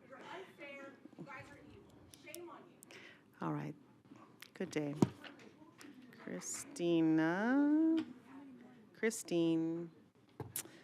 Christine, Alex Rodriguez, and then Derek Sheets. Christiane Marsh. Good night. My name is Christiane Marsh, and I'm the Clark County, Las Vegas Moms for Liberty, and I'm so excited for my position. Moms for Liberty was founded in 2021. It's a big national organization. We have 299 chapters in 46 states. We just launched last week, and we already have 300 parents signing up with us. We're gonna grow because what I saw a mom here today, she is 20 years educator, that mom that you guys kick out here. She is with a micro school, seeing day by day the failure of this board. That's why she was very passionate today here, because she's educating kids that cannot read English and don't do math, and she is teaching them, putting them on track, and she also ministers for people that are confused in their transgender issues and their confusion. So that's why she was passionate, but I'm just confused why you guys didn't did the same protocol with all the teachers here weeks ago. So just to clear it up, I'm gonna be here with a group of moms that are mad with this trans regulation. We already had people here addressing. I wanna address one thing that Kimberly, thank you so much. You mentioned about the restroom, you mentioned about the pronouns, but I'm very concerned about the discipline. I don't know if parents don't know that this is since 2018, that there's an option that you can discipline a student if they don't follow the pronouns, and you guys don't clear that. You guys don't, it's ridiculous. You're gonna violate our freedom of speech? It's ridiculous. Does not specify what is the discipline it is. It relates to the NRS 388 with the policy 5136. So we need it clear. All the moms that are joining our chapter, they want this repeal. I know you guys are not going to listen to us, but at least you guys could revise this, because it's ridiculous. You guys are going to be sued. I want to rephrase the words from Madeline Childers you guys kick out. You guys are going to be sued like California parents are doing, because what you're doing with this policy, kids are being confused. There's two genders. This is not bigotry. Kids are being confused by your things that across the nation we're addressing these issues. And Chin Underwood, you guys kick out too? He just lost a son, and he was transgender. So I'm clearing up here why they were so passionate. I was raped when I was a kid. I know what it is to be a sexual assault survivor. When you guys come with this talk about sex education committee, to prevent sexual abuse, it's nothing about that. It's grooming for transgenderism. Because I would love a teacher saying, hey, if you're being abused by a parent, okay, let's gonna help you. But you guys are not doing that. You guys are pushing an agenda that is political and offends a lot of Ms. March, thank you. This is just for the record, we need to continue to hear items that are within our jurisdiction. There have been several comments made about NRS, the committee that is formed by NRS, Sex Ed Committee, which is formed by NRS, that is not within our jurisdiction. That is a law, and we are required to abide by the law. Alex Rodriguez, followed by Derek Sheets and Cyrus Hojalti. Alex Rodriguez for the record. I sent Irene Bustamante-Adams, my trustee, an email that I'm about to address today. I don't know if you got it, Trustee Bustamante-Adams. It's all good.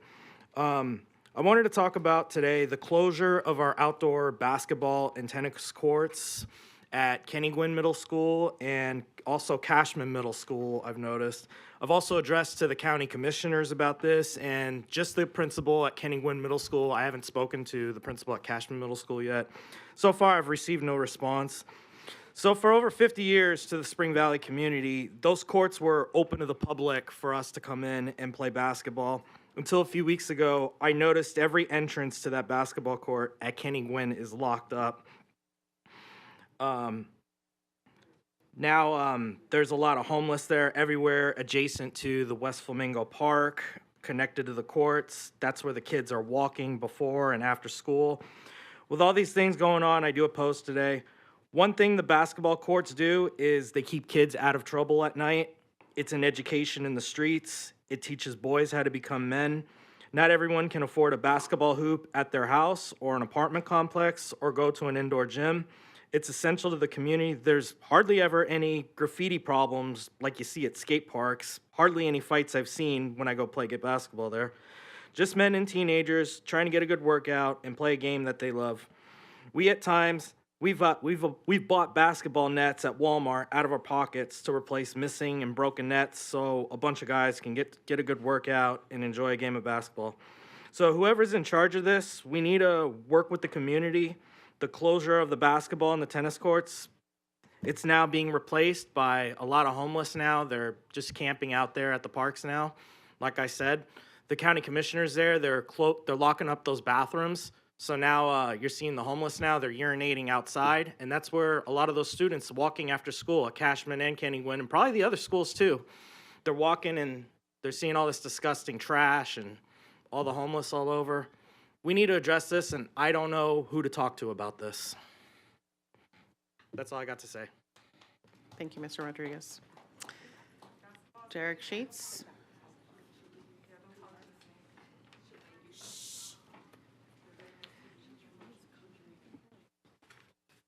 Yes, hello, thank you. My name is Derek Sheets, for the record. My concern is with regarding policy 5138, which seeks to further the agenda of gender expression, gender identities, and gender support teams.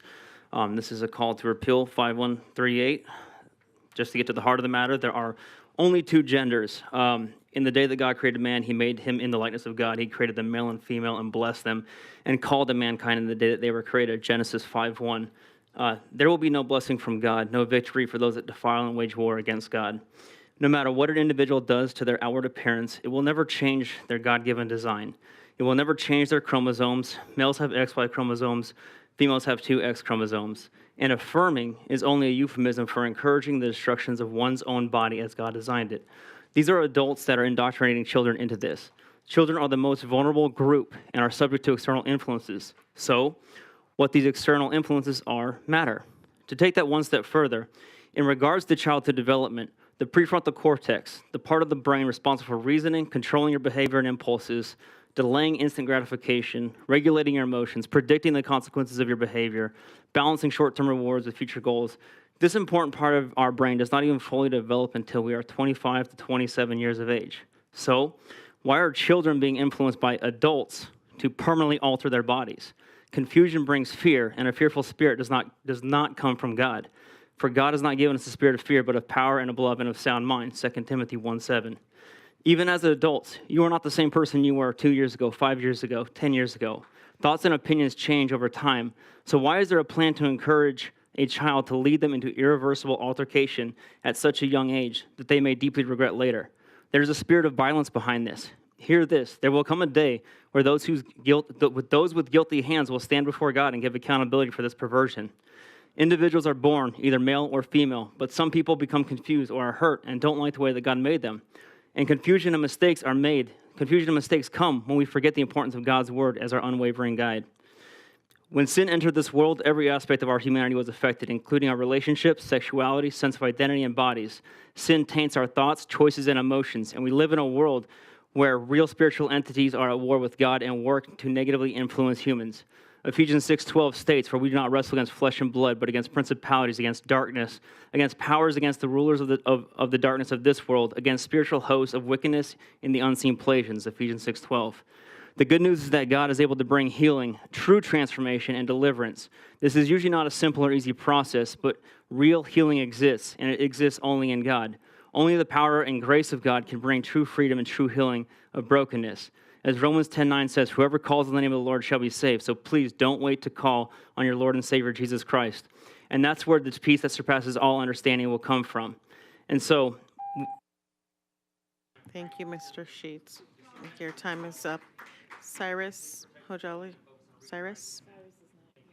Cyrus is not here. Miss Madeline Childers.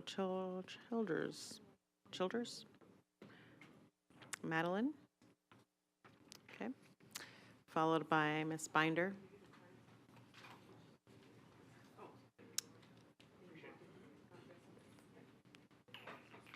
Miss Binder? Miss Binder? All right, we're going to move on if Miss Binder's not coming in. Good thing. Right in time. Sorry. We're waiting for you. Am I last too? Yes. Awesome. Are they on? Awesome. Madam President, members of the board, Dr. Larson Mitchell, Anna Binder for the record. I'm just going to close out our public comment this evening with a reiteration of our not in our state. We are years ahead of this. Nevada is an amazing state. Our lawmakers have protected our children and us as parents to raise our children the way we see fit and not the way you see fit. So I really want to thank our lawmakers for embedding this into our state law.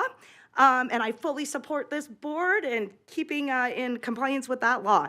I also want the public to hear that once again, that we always stand for what's in the best interest of our public policy, the well-being of everybody, and hopefully we don't have to, keep doing this because we are not getting new citizens in our state. We know who these people are. They got a new hashtag, and we stand ready to keep the sanity for our parents in this community. As some know, I was a victim over the weekend to anti-Semitic literature in my neighborhood, to which the FBI believes that I was specifically targeted by people like you saw this evening, the very same people who do other things in our community to our citizens, but I stand steadfast in my shoes. I am not afraid of them. I will not back down, and I am here forever for anyone who needs it. Thank you. That closes out public comments. Colleagues, we're going to move on to item 6.01. That's the upcoming meeting of the Board of Trustees, which is on Thursday, September 28th at 5 p.m. here in the boardroom. At this time, I'm looking for a motion to adjourn. Trustee Cavazos. Thank you, Madam President. At this time, I'd like to make a motion to adjourn. Thank you, Trustee Cavazos. Trustee Zamora. Thank you, Madam President. I will second that motion. Thank you, Trustee Zamora. Colleagues, we have a motion by Trustee Cavazos, a second by Trustee Zamora. Please cast your vote. Trustee Williams? Aye. Thank you. Colleagues, that motion passes 7-0. The time is 7:53 p.m. Thank you and have a great evening.